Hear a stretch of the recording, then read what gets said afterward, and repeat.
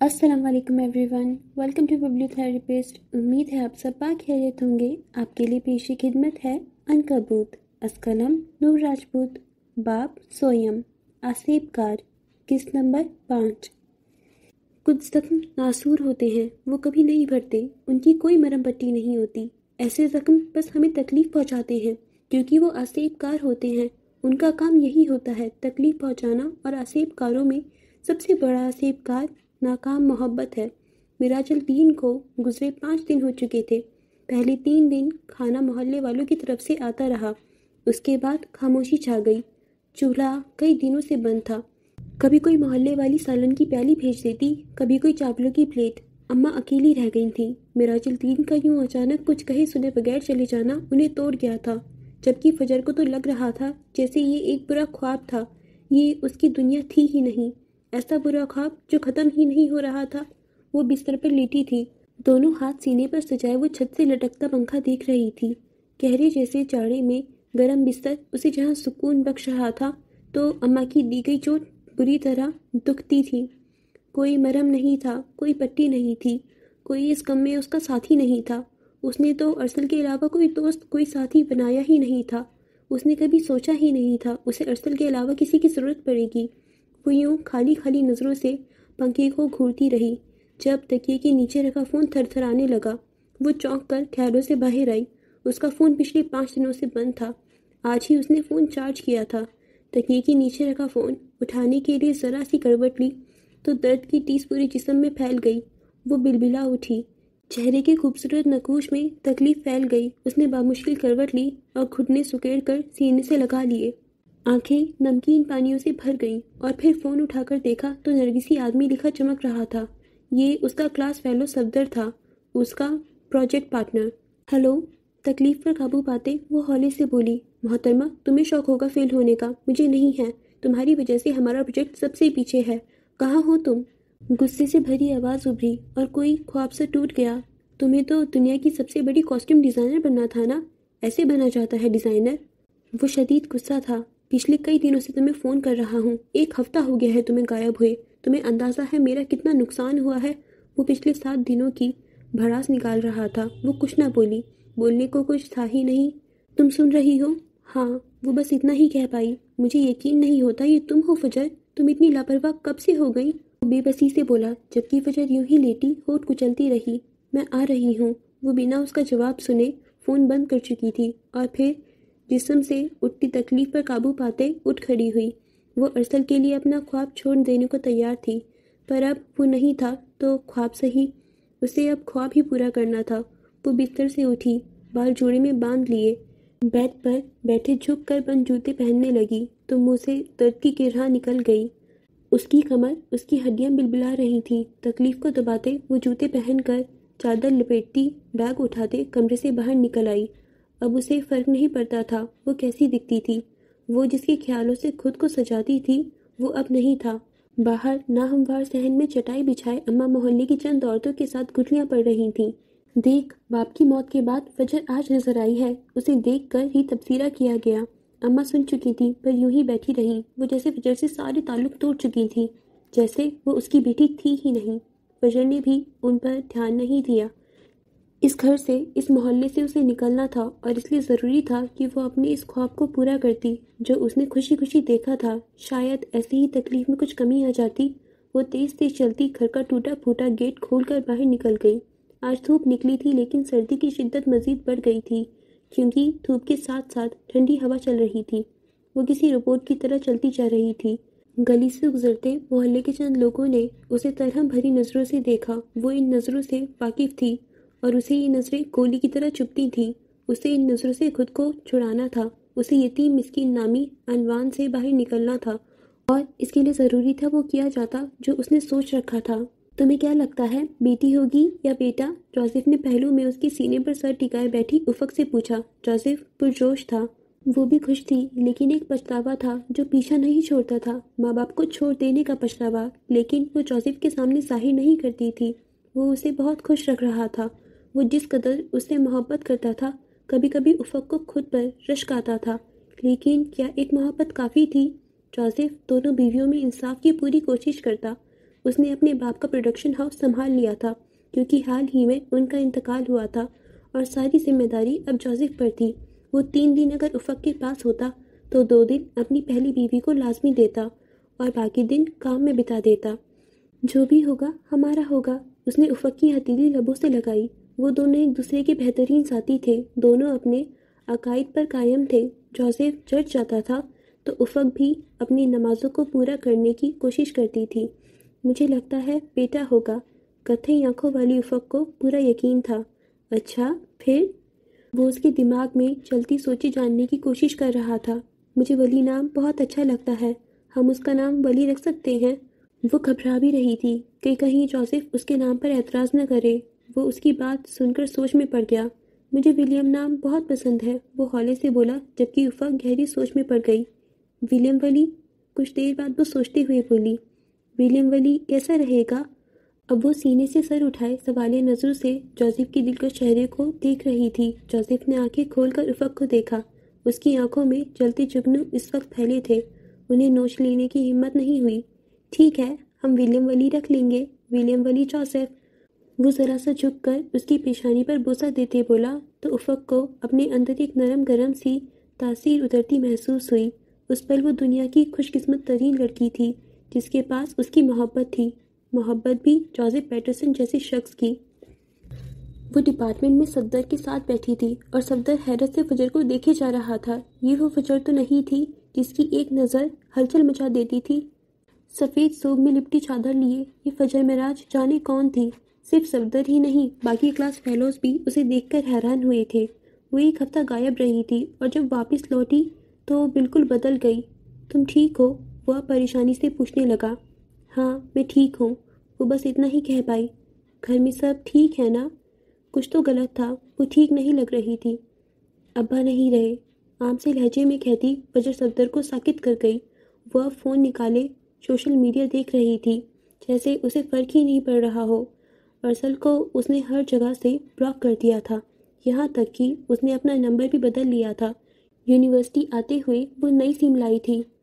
معذرت، مجھے پتا نہیں تھا، وہ اب پشیمانی سے کہنے لگا جبکہ نظریں فجر کے چہرے پر جمی تھیں جو سرد سپاٹ تھا۔ اس کا باپ مر گیا تھا، اب پتہ چلا تھا اس کی حالت ایسی کیوں تھی۔ معذرت کی ضرورت نہیں ہے نرگسی آدمی، ان کا وقت آ گیا تھا، ہر ایک کا وقت آنا ہے۔ کتنا عام سا لہجہ تھا، جیسے مرنے والا اس کا باپ نہیں کسی اور کا باپ ہو۔ کئی لمحے خاموشی چھائی رہی، صفدر کو سمجھ نہ آیا کیا بولے۔ فجر پہلے بھی کسی کو منہ نہیں لگاتی تھی، لیکن ہنسنا مسکرانا اور لڑکوں کے دل پر بجلی گرانا اسے خوب آتا تھا، پر اب تو ہنسنا جیسے بھول ہی گئی تھی۔ آج آخری دن ہے، سب اپنا پروجیکٹ آئیڈیا پیش کرنے والے ہیں، سب ریڈی ہیں۔ تم بتاؤ ہم کیا پیش کریں گے؟ میرے دماغ میں تو کچھ بھی نہیں ہے۔ اگر آج ہم نے آئیڈیا پیش نہیں کیا تو ہمارا سال ضائع ہو سکتا ہے۔ وہ پریشان تھا، ان کی یونیورسٹی ملک کی مہنگی ترین اور مشہور یونیورسٹی تھی اور اس بار وہ ملک کے نامور ڈائریکٹرز کو جیوری کے طور پر بلا رہے تھے۔ یہ ایک سنہرا موقع تھا اسٹوڈنٹس کے پاس کہ وہ اپنا ٹیلنٹ دکھاتے اور بدلے میں انہیں چن لیا جاتا۔ وہ سیدھا کسی بڑے فیشن ڈیزائننگ کمپنی کا حصہ بن سکتے تھے۔ صفدر پریشان تھا جبکہ موبائل کی اسکرین پر پھسلتی فجر کی انگلیاں ساکت ہو گئیں۔ وہ ارسل تھا، ارسل برہان گردیزی اپنے باپ کے ساتھ کھڑا تھا۔ اس کی کل منگنی ہوئی تھی اور جس بڑے پیمانے پر منگنی کی رسومات ادا کی گئی تھی وہ خبر پورے سوشل میڈیا پر گردش کر رہی تھی۔ اس کا ہاتھ کانپ اٹھا۔ محبوب کو کسی اور کا ہوتے دیکھنا سب سے دردناک لمحہ ہوتا ہے۔ دل سکڑ کر پھیلا تھا۔ وہ یوں ہی خالی خالی نظروں سے مسکراتے ارسل کو دیکھتی رہی۔ اس کی نام کی انگوٹھی فجر کو پہننی تھی، اس کے نام کے ساتھ اپنا نام جوڑنا تھا۔ اسے لگ رہا تھا سب ٹھیک ہو گیا تھا۔ ارسل آیا اور چلا گیا۔ وہ ولیم سے نکاح کر کے سب کو تکلیف پہنچا کر اپنا بدلہ لے چکی تھی، لیکن یہ کون سی تکلیف تھی جو اسے سانس نہیں لینے دے رہی تھی؟ وہ بھول گئی تھی آصف کا اتنی جلدی پیچھا نہیں چھوڑتے۔ وہ یوں ہی دیکھے گئی۔ صفدر کچھ کہہ رہا تھا لیکن سنائی کہاں دے رہا تھا۔ اس کی سماعت میں ارسل کے تمام وعدے گونج رہے تھے۔ اگر منگنی ایسی تھی تو شادی کیسی ہوگی؟ لوگ ستائش سے تبصرہ کر رہے تھے۔ اس کی دلہن تو فجر کو بننا تھا، تو کیا وہ کسی اور لڑکی کے ساتھ وہ سارے لمحات جیے گا جو اسے جینے تھے؟ آنکھیں پھر سے نم ہونے لگیں۔ کیا دیکھ رہی ہو فون میں؟ میں تم سے بات کر رہا ہوں فجر۔ صفدر نے اس کا فون چپٹا اور وہ جیسے کسی ٹرانس سے نکلی۔ اپنے سامنے بیٹھے صفدر کو دیکھا۔ بتاؤ کیا کریں گے ہم آج؟ کوئی آئیڈیا دو۔ کئی لمحے وہ پریشان سے صفدر کو دیکھتی رہی اور پھر بے ساختہ بولی، برائڈل گاؤن۔ وہ ہولے سے بڑبڑائی، کیا برائڈل گاؤن؟ یہ آئیڈیا بہت پرانا ہو چکا ہے فجر، کوئی ہمیں دیکھے گا بھی نہیں۔ وہ مایوس ہوا، کم از کم اسے فجر سے اتنے عام اور بیسک آئیڈیا کی توقع نہیں تھی۔ ہمیں ہی دیکھیں گے۔ وہ سیدھی ہو بیٹھی، گردن اکڑ گئی، تھوڑی اونچی کی، آنکھوں میں عزم تھا، دنیا جیت لینے کا عزم، ارسل برہان گردیزی سے زیادہ اونچائیاں چھونے کا عزم۔ صفدر کو ایک لمحے کے لیے وہ پرانی فجر معراج لگی، آگ لگا دینے والی فجر معراج۔ آنکھوں میں آئی نمی، وہ اندر پی گئی۔ تمہارے دماغ میں کیا چل رہا ہے فجر؟ وہ تھوڑا سا اس کی جانب جھکتے ہوئے رازدانہ انداز میں پوچھنے لگا۔ فجر نے کنکھیوں سے اسے دیکھا اور پھر میز پر رکھے بیگ سے اپنی اسکیچ بک اور پینسل نکالی۔ اب وہ خالی صفحے پر تیزی سے کچھ اسکیچ کر رہی تھی، جبکہ صفدر بھوے سکیٹ کر اس کے تیزی سے چلتے ہاتھوں کو دیکھ رہا تھا۔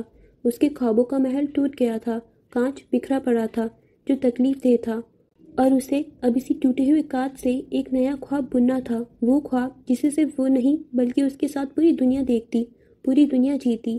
یہ 2 دن بعد کی بات ہے۔ جارج واپس چلا گیا تھا، جبکہ نینسی ابھی چھٹی پر تھی۔ ولیم پریکٹس کے لیے گیا تھا، جبکہ وہ دونوں نسا کے کمرے میں تھیں۔ کرسمس آنے والی تھی اور جارج کرسمس پر واپس آ جاتا۔ وہ اور نسا آنے والے کرسمس پر پلاننگ کر رہے تھے جب اچانک دروازے پر دستک ہوئی۔ آ جائیں، نسا کی آواز پر دروازہ کھلا۔ صوفی دروازے پر کھڑی تھی۔ مسٹر جوزف آپ کو بلا رہے ہیں۔ نینسی کو مسٹر جوزف کا بلاوا دے کر صوفی واپس پلٹ گئی، جبکہ نینسی کا دل ڈوب کر ابھرا۔ اس نے بے ساختہ 19 سالہ نسا کو دیکھا جو پہلے ہی اسے دیکھ رہی تھی۔ سنہرے بالوں والی نینسی جان گئی تھی اسے کیوں طلب کیا گیا ہے۔ پریشان مت ہو، سب ٹھیک ہو جائے گا۔ نسا نے نرمی سے اس کا ہاتھ تھاما۔ نینسی زبردستی مسکرائی اور پھر اٹھ کھڑی ہوئی۔ اب اس کا رخ مسٹر جوزف کے کمرے کی جانب تھا۔ کسی کو ان کے کمرے میں جانے کی اجازت نہیں تھی، وہ لانج میں ہی ضروری بات کر لیتے تھے، پر اگر بات حد درجہ اہم ہوتی تو پھر مسٹر جوزف کے کمرے میں ہی میٹنگ ہوتی۔ کچھ دیر بعد نینسی ان کے کمرے کے باہر کھڑی تھی۔ دھڑکتے دل پر قابو پاتے اس نے دروازے پر دستک دی۔ اندر سے مسٹر جوزف کی آواز ابھری تو نینسی نے دھڑکتے دل کے ساتھ دروازہ کھولا۔ وہ قدم بڑھا کر اندر داخل ہو گئی۔ مسٹر جوزف کا کمرہ کھلا اور آرام دہ تھا۔ کمرے میں رکھے فرنیچر کا رنگ گہرا سیاہ تھا، پردے سرمئی تھے اور دیواروں کا رنگ ہلکا سرمئی تھا۔ وہ بیڈ کی مخالف دیوار کے سامنے کھڑے تھے۔ نینسی کی جانب ان کی پشت تھی۔ دیوار پر بہت ساری تصویریں ٹنگی تھیں، بچوں کے بچپن کی تصویریں۔ نینسی کے ماں باپ کے ساتھ اس کے بچپن کی تصویر بھی تھی۔ وہ اسے ہی دیکھ رہے تھے۔ آپ نے بلایا انکل؟ وہ اب سر جھکائے ادب سے کھڑی تھی۔ مسٹر جوزف اس کی آواز پر پلٹے۔ سیاہ ڈریس پینٹ میں ملبوس مسٹر جوزف اس وقت کمرے کی شان بڑھا رہے تھے۔ جیبوں میں ہاتھ ڈالے وہ یوں ہی کھڑے نینسی کو دیکھتے رہے اور پھر دیوار کے ساتھ رکھے 2 سنگل صوفوں میں سے ایک پر بیٹھ گئے۔ صوفے کا رنگ سیاہ تھا اور دونوں صوفوں کے درمیان رکھا میز گہرا سرمئی تھا، جس پر اس وقت ایک مشال رکھی چل رہی تھی۔ آؤ نینسی، بیٹھو۔ انہوں نے نرم لہجے میں نینسی کو پکارا تو نینسی اس بات میں سر ہلاتی قدم قدم چلتی ان کے سامنے والے صوفے پر ٹک گئی، سر اٹھا کر انہیں دیکھا اور ہلکا سا مسکرائی۔ بدلے میں وہ بھی مسکرا دیے۔ کیسی طبیعت ہے اب؟ وہ صوفے سے پشت ٹکائے بیٹھے، ٹانگ پر ٹانگ جمائے۔ اس وقت وہ ہر خوبصورتی کو مات دینے کی صلاحیت رکھتے تھے۔ میں ٹھیک ہوں، آپ کیسے ہیں؟ وہ اب خود پر کافی حد تک قابو پا چکی تھی۔ مسٹر جوزف نے ایک نظر اپنے سامنے بیٹھی نینسی کو دیکھا۔ ڈھیلے ڈھالے سے اونی ٹراؤزر شرٹ میں بالوں کی اونچی پونی ٹیل کیے وہ اس وقت بہت معصوم لگ رہی تھی۔ نینسی کے سوال پر انہوں نے ہولے سے سر اس بات میں ہلایا۔ مجھے جارج نے بتایا لندن میں جو بھی ہوا۔ وہ نرم لہجے میں بولے تو نینسی کو اپنے دل کی دھڑکن تیز ہوتی محسوس ہوئی۔ چہرے پر سرخی چھا گئی، پلکیں جھک گئیں۔ نینسی، تم مجھے اتنی ہی عزیز ہو جتنی کہ نسا، تم جانتی ہو نا؟ جی۔ وہ اب بے چینی سے ہاتھ مسلنے لگی، ہتھیلیوں میں پسینہ اتر آیا۔ وہ جو سوچتی تھی کہ اگر احمد مان گیا تو مسٹر جوزف سے وہ اپنی محبت اور حق کے لیے لڑے گی، اسے اب احساس ہوا تھا ان سے لڑنا تو دور، بات کرنا ہی روح فرسا تھا۔ نینسی، تم ابھی چھوٹی ہو، بہت سارے لوگ زندگی میں آئیں گے جائیں گے، بہت سارے رشتے بنیں گے۔ ہر رشتے کو لے کر یوں سنجیدہ ہونا شروع ہو گئی تو زندگی مشکل ہو جائے گی۔ وہ اب اسے سمجھانے لگے۔ نینسی مشال پر نظر جمائے انہیں سنتی رہی۔ وہ اب اٹھ کھڑے ہوئے اور پھر کمرے میں استعداد جہاز سائز کھڑکی میں کھڑے ہوئے۔ ہاتھ بڑھا کر پردہ کھینچ دیا۔ گلاس ونڈو سے باہر مورے فیلڈ میں اترتی شام واضح تھی، چاروں جانب بس سفید برف تھی۔ موو آن کر لو نینسی، میں نہیں چاہتا تم کسی انجان شخص کے لیے اپنا مستقبل اور میری عزت داؤ پر لگاؤ۔ اس بار ان کا لہجہ تھوڑا حکمی تھا۔ نینسی نے چونک کر انہیں دیکھا۔ وہ اب جیبوں میں ہاتھ ڈالے کھڑے تھے۔ نینسی انہیں دیکھتی رہی، سمجھ نہ آیا وہ کہنا کیا چاہتے تھے۔ آپ کی عزت؟ میں سمجھی نہیں۔ وہ ہولے سے بڑبڑاتی کھڑی ہوئی۔ مسٹر جوزف کھڑے تھے۔ وہ کیسے بیٹھی رہ سکتی تھی؟ تم لندن میں بے ہوش ہوئی ایک بریک اپ کی وجہ سے؟ اگر یہ سب یہاں ایڈنبرگ میں ہوا ہوتا اور میڈیا کو بھنک بھی پڑ جاتی تو جانتی ہو کیا ہوتا؟ ان کا لہجہ حد درجہ سنجیدہ تھا۔ نینسی کو اپنی ریڑھ کی ہڈی میں سنسناہٹ سی محسوس ہوئی۔ انکل، اس نے مسٹر جوزف کو بے ساختہ پکارا۔ تم مجھے عزیز ہو نینسی، اور میں چاہتا ہوں تم محبت جیسی فضولیات پر فی الوقت دھیان نہ دو۔ اپنا کیریئر بناؤ، تمہارے لیے بہترین لڑکوں کی لائن لگ جائے گی۔ وہ جیسے حکم دے رہے تھے۔ نینسی کو سمجھ نہ آیا کیا بولے۔ اس بار کرسمس پارٹی جوزف پیلس میں منعقد ہوگی، بہت سارے مہمان آئیں گے، تم نئے دوست بناؤ، اس لڑکے کو بھول جاؤ، اگر زیادہ مشکل ہو تو لندن مت جاؤ، یہاں ایڈنبرگ میں ہی اپنی پڑھائی مکمل کرو، وہاں جانے کی ضرورت ہی نہیں ہے۔ نینسی تو ساکت رہ گئی۔ یہ ان کا فیصلہ تھا۔ وہ نینسی کی کم عمر کی محبت پر یقین نہیں کرتے تھے۔ ان کے لیے خاندان کی عزت اور حرمت ہر جذبے سے بڑھ کر تھی۔ یقیناً وہ ابھی یہ نہیں جانتے تھے وہ لڑکا مسلمان تھا اور نینسی سے عمر میں کافی بڑا تھا، ورنہ غضب ہو جاتا۔ میں لندن ضرور جاؤں گی، پر کوشش کروں گی آپ کو شکایت کا موقع نہ ملے، وہ سنجیدہ لہجے میں بولی تو مسٹر جوزف نے پلٹ کر اسے دیکھا۔ ان کے سامنے کھڑی نینسی اس وقت متضاد کیفیت کی زیر اثر تھی۔ ٹھیک ہے، ضرور جاؤ، پر جانے سے پہلے میری ایک شرط ہے۔ اس بار چونکنے کی باری نینسی کی تھی۔ میرے دوست ایلبرٹ کو جانتی ہو؟ وہ سوالیہ نظروں سے اسے دیکھے گئے۔ نہیں، نینسی نے نفی میں گردن ہلائی۔ ایلبرٹ میرا بچپن کا دوست ہے، ایک کامیاب ڈائریکٹر۔ وہ چاہتا ہے ہماری دوستی رشتہ داری میں بدل جائے۔ وہ اس کرسمس پر اپنی فیملی کے ساتھ آ رہا ہے۔ میں چاہتا ہوں تم ان کے بیٹوں سے اچھے سے پیش آؤ۔ نینسی بے یقینی سے انہیں دیکھتی گئی۔ دوسرے لفظوں میں انہوں نے واضح کر دیا تھا کہ محبت کی شادی کی اجازت نہیں تھی۔ رشتے وہی کامیاب رہتے ہیں جو بڑوں کی باہمی رضامندی سے طے ہوں۔ محبت کی چاندنی بس 4 دن برستی ہے، اس کے بعد صرف اندھیرا ہی اندھیرا رہ جاتا ہے۔ وہ کہتے ہوئے رخ واپس کھڑکی کی جانب موڑ گئے۔ وہ اب پتہ نہیں کھڑکی کے اس پار کیا ڈھونڈ رہے تھے۔ نینسی یوں ہی کھڑی رہی۔ ٹھیک ہے انکل، میں کوشش کروں گی آپ کو شکایت کا موقع نہ ملے۔ کچھ دیر بعد اس کی مردہ سی آواز ابھری۔ مسٹر جوزف نے اپنی پرورش کی بڑی قیمت مانگی تھی۔ نینسی سر جھکا کر چلی گئی، جبکہ مسٹر جوزف نے گہرا سانس لیا۔ وہ جانتے تھے ان کے فیصلوں کے خلاف جانا اتنا آسان نہیں تھا۔ جوزف پیلس میں کرسمس کی رات جیسے پورا شہر امڑ آیا تھا۔ پہلی بار جوزف پیلس تک میڈیا کو رسائی ملی تھی۔ ڈھیروں کیمرامین وہاں موجود تھے۔ پیلس کی ہر زاویے سے تصویر لی جا رہی تھی۔ پورا جوزف پیلس اندر سے سجایا ہوا تھا۔ کرسمس ٹری کے ساتھ ساتھ بہترین کھانے مہمانوں کے منتظر تھے، اور پھر کچھ دیر بعد ہی لمبی لمبی گاڑیاں پیلس کے باہر آ کر رکنے لگیں۔ ملازموں کی پوری فوج جمع تھی۔ مشہور مصنف، اداکار، فنکار اور چمکتے ستارے سب باری باری آ رہے تھے۔ محل کا نچلا حصہ بھر گیا تھا۔ نینی کی سربراہی میں ہر چیز پرفیکٹ تھی، جبکہ اوپری حصے میں سب کنفیوز سے گھوم رہے تھے۔ سب سے زیادہ الجھا ہوا تھا جارج، جو ہر وقت مسٹر جوزف کو خوش کرنے کی کوشش کرتا رہتا تھا، اور اس وقت بھی ڈرا ہوا تھا کہیں کچھ غلط نہ ہو جائے۔ نینسی اپنے ہاتھوں سے نسا کو تیار کر رہی تھی۔ جوزف پیلس میں یہ پہلی تقریب تھی جہاں مشہور ستارے مدعو تھے۔ نسا اس تقریب کو لے کر بہت خوش تھی۔ ہلکے نیلے رنگ کی میکسی پہنے وہ سنڈریلا لگ رہی تھی، جبکہ جارج سرمئی بلیک 3 پیس پہنے ہوئے تھا۔ ڈیفالٹ پیس دیکھو ذرا میں کیسا لگ رہا ہوں۔ وہ سب ولیم کے کمرے میں جمع تھے، اور ولیم کی کنپٹی کی رگیں پھولی ہوئی تھیں۔ پہلی بات تو اسے یہ سمجھ نہیں آ رہا تھا مسٹر جوزف نے یہ تقریب اچانک جوزف پیلس میں کیوں منعقد کی تھی، اور دوسرا اسے یہ سمجھ نہیں آ رہا تھا کہ سب نے اس کا کمرہ ڈریسنگ روم کیوں بنا دیا تھا۔ یقین رکھو کوئی اداکارہ تم پر فدا نہیں ہونے والی، تو اتنا تیار ہونے کا کوئی فائدہ نہیں ہے، اس نے عام سے لہجے میں کہتے جارج کو سلگانے کی کوشش کی۔ گستاخ، تمہاری ہمت کیسے ہوئی مہاراجا جارج کی بے عزتی کرنے کی؟ تمہاری زبان کاٹ دی جائے گی۔ وہ آئینے میں ایک آخری نظر خود پر ڈالتے بولا۔ ارے نکلو یار میرے کمرے سے، رہ گئے تم مہاراجا، اور جاؤ جا کر اصلی مہاراجا کے سامنے سر جھکاؤ۔ وہ اس بار اٹھ کھڑا ہوا۔ कब से उन तीनों को देख रहा था। किसी की टाई नहीं मिल रही थी तो किसी की ज्वेलरी। नैन्सी स्याह मैक्सी पहने हुई थी।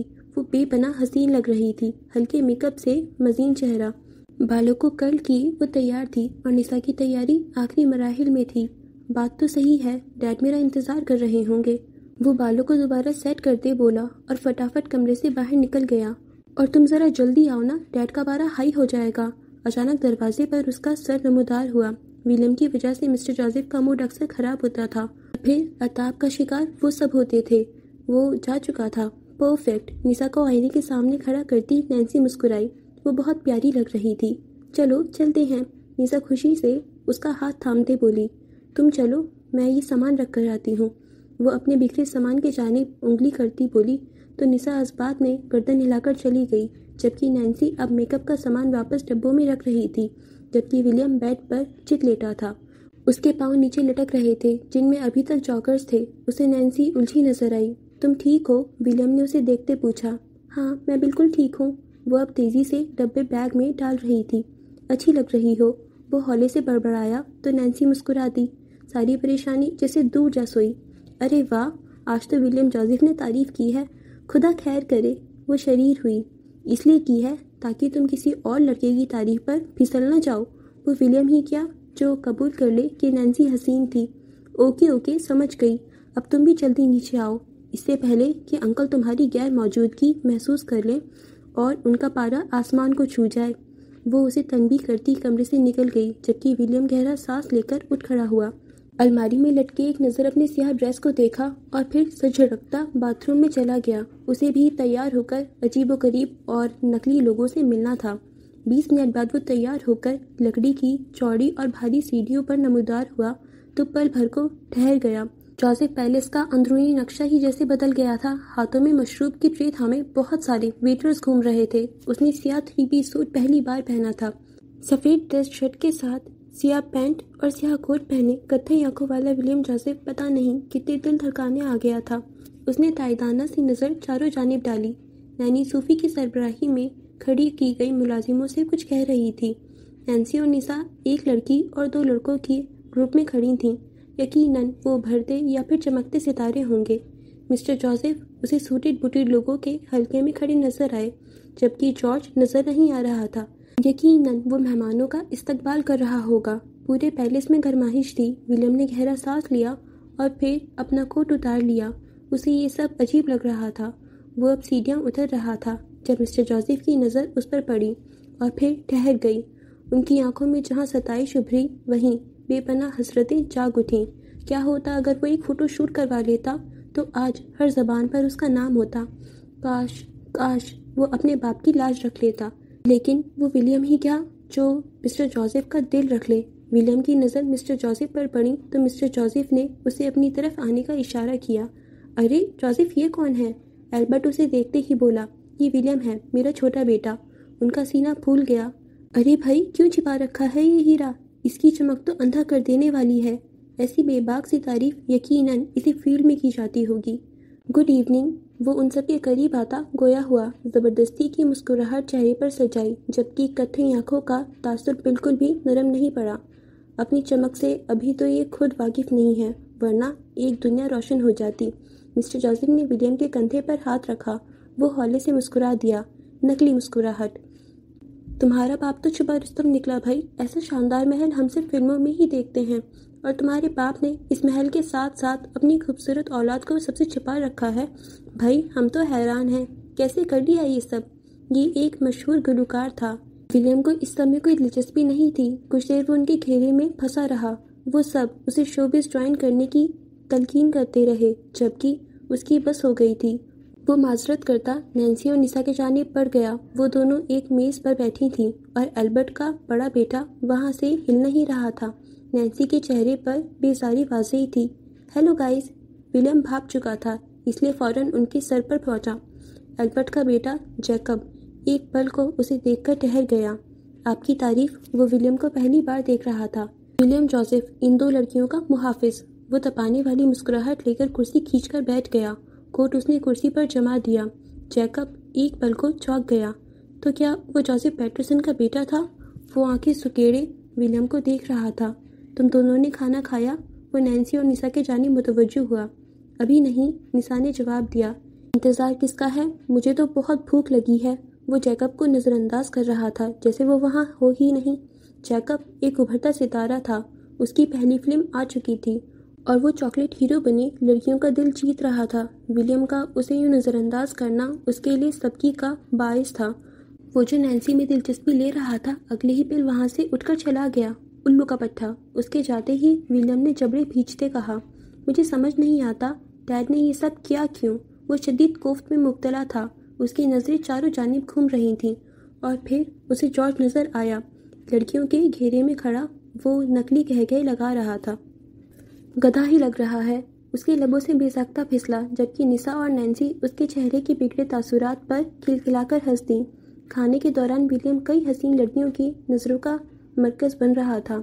کئی دل اسے دیکھ کر دھڑک اٹھے تھے، مگر مجال ہے جو وہ نینسی اور نسا سے دور ہٹتا، نہ خود کسی لڑکی سے ہیلو ہائی کی اور نہ لڑکوں کو ان کے قریب آنے دیا۔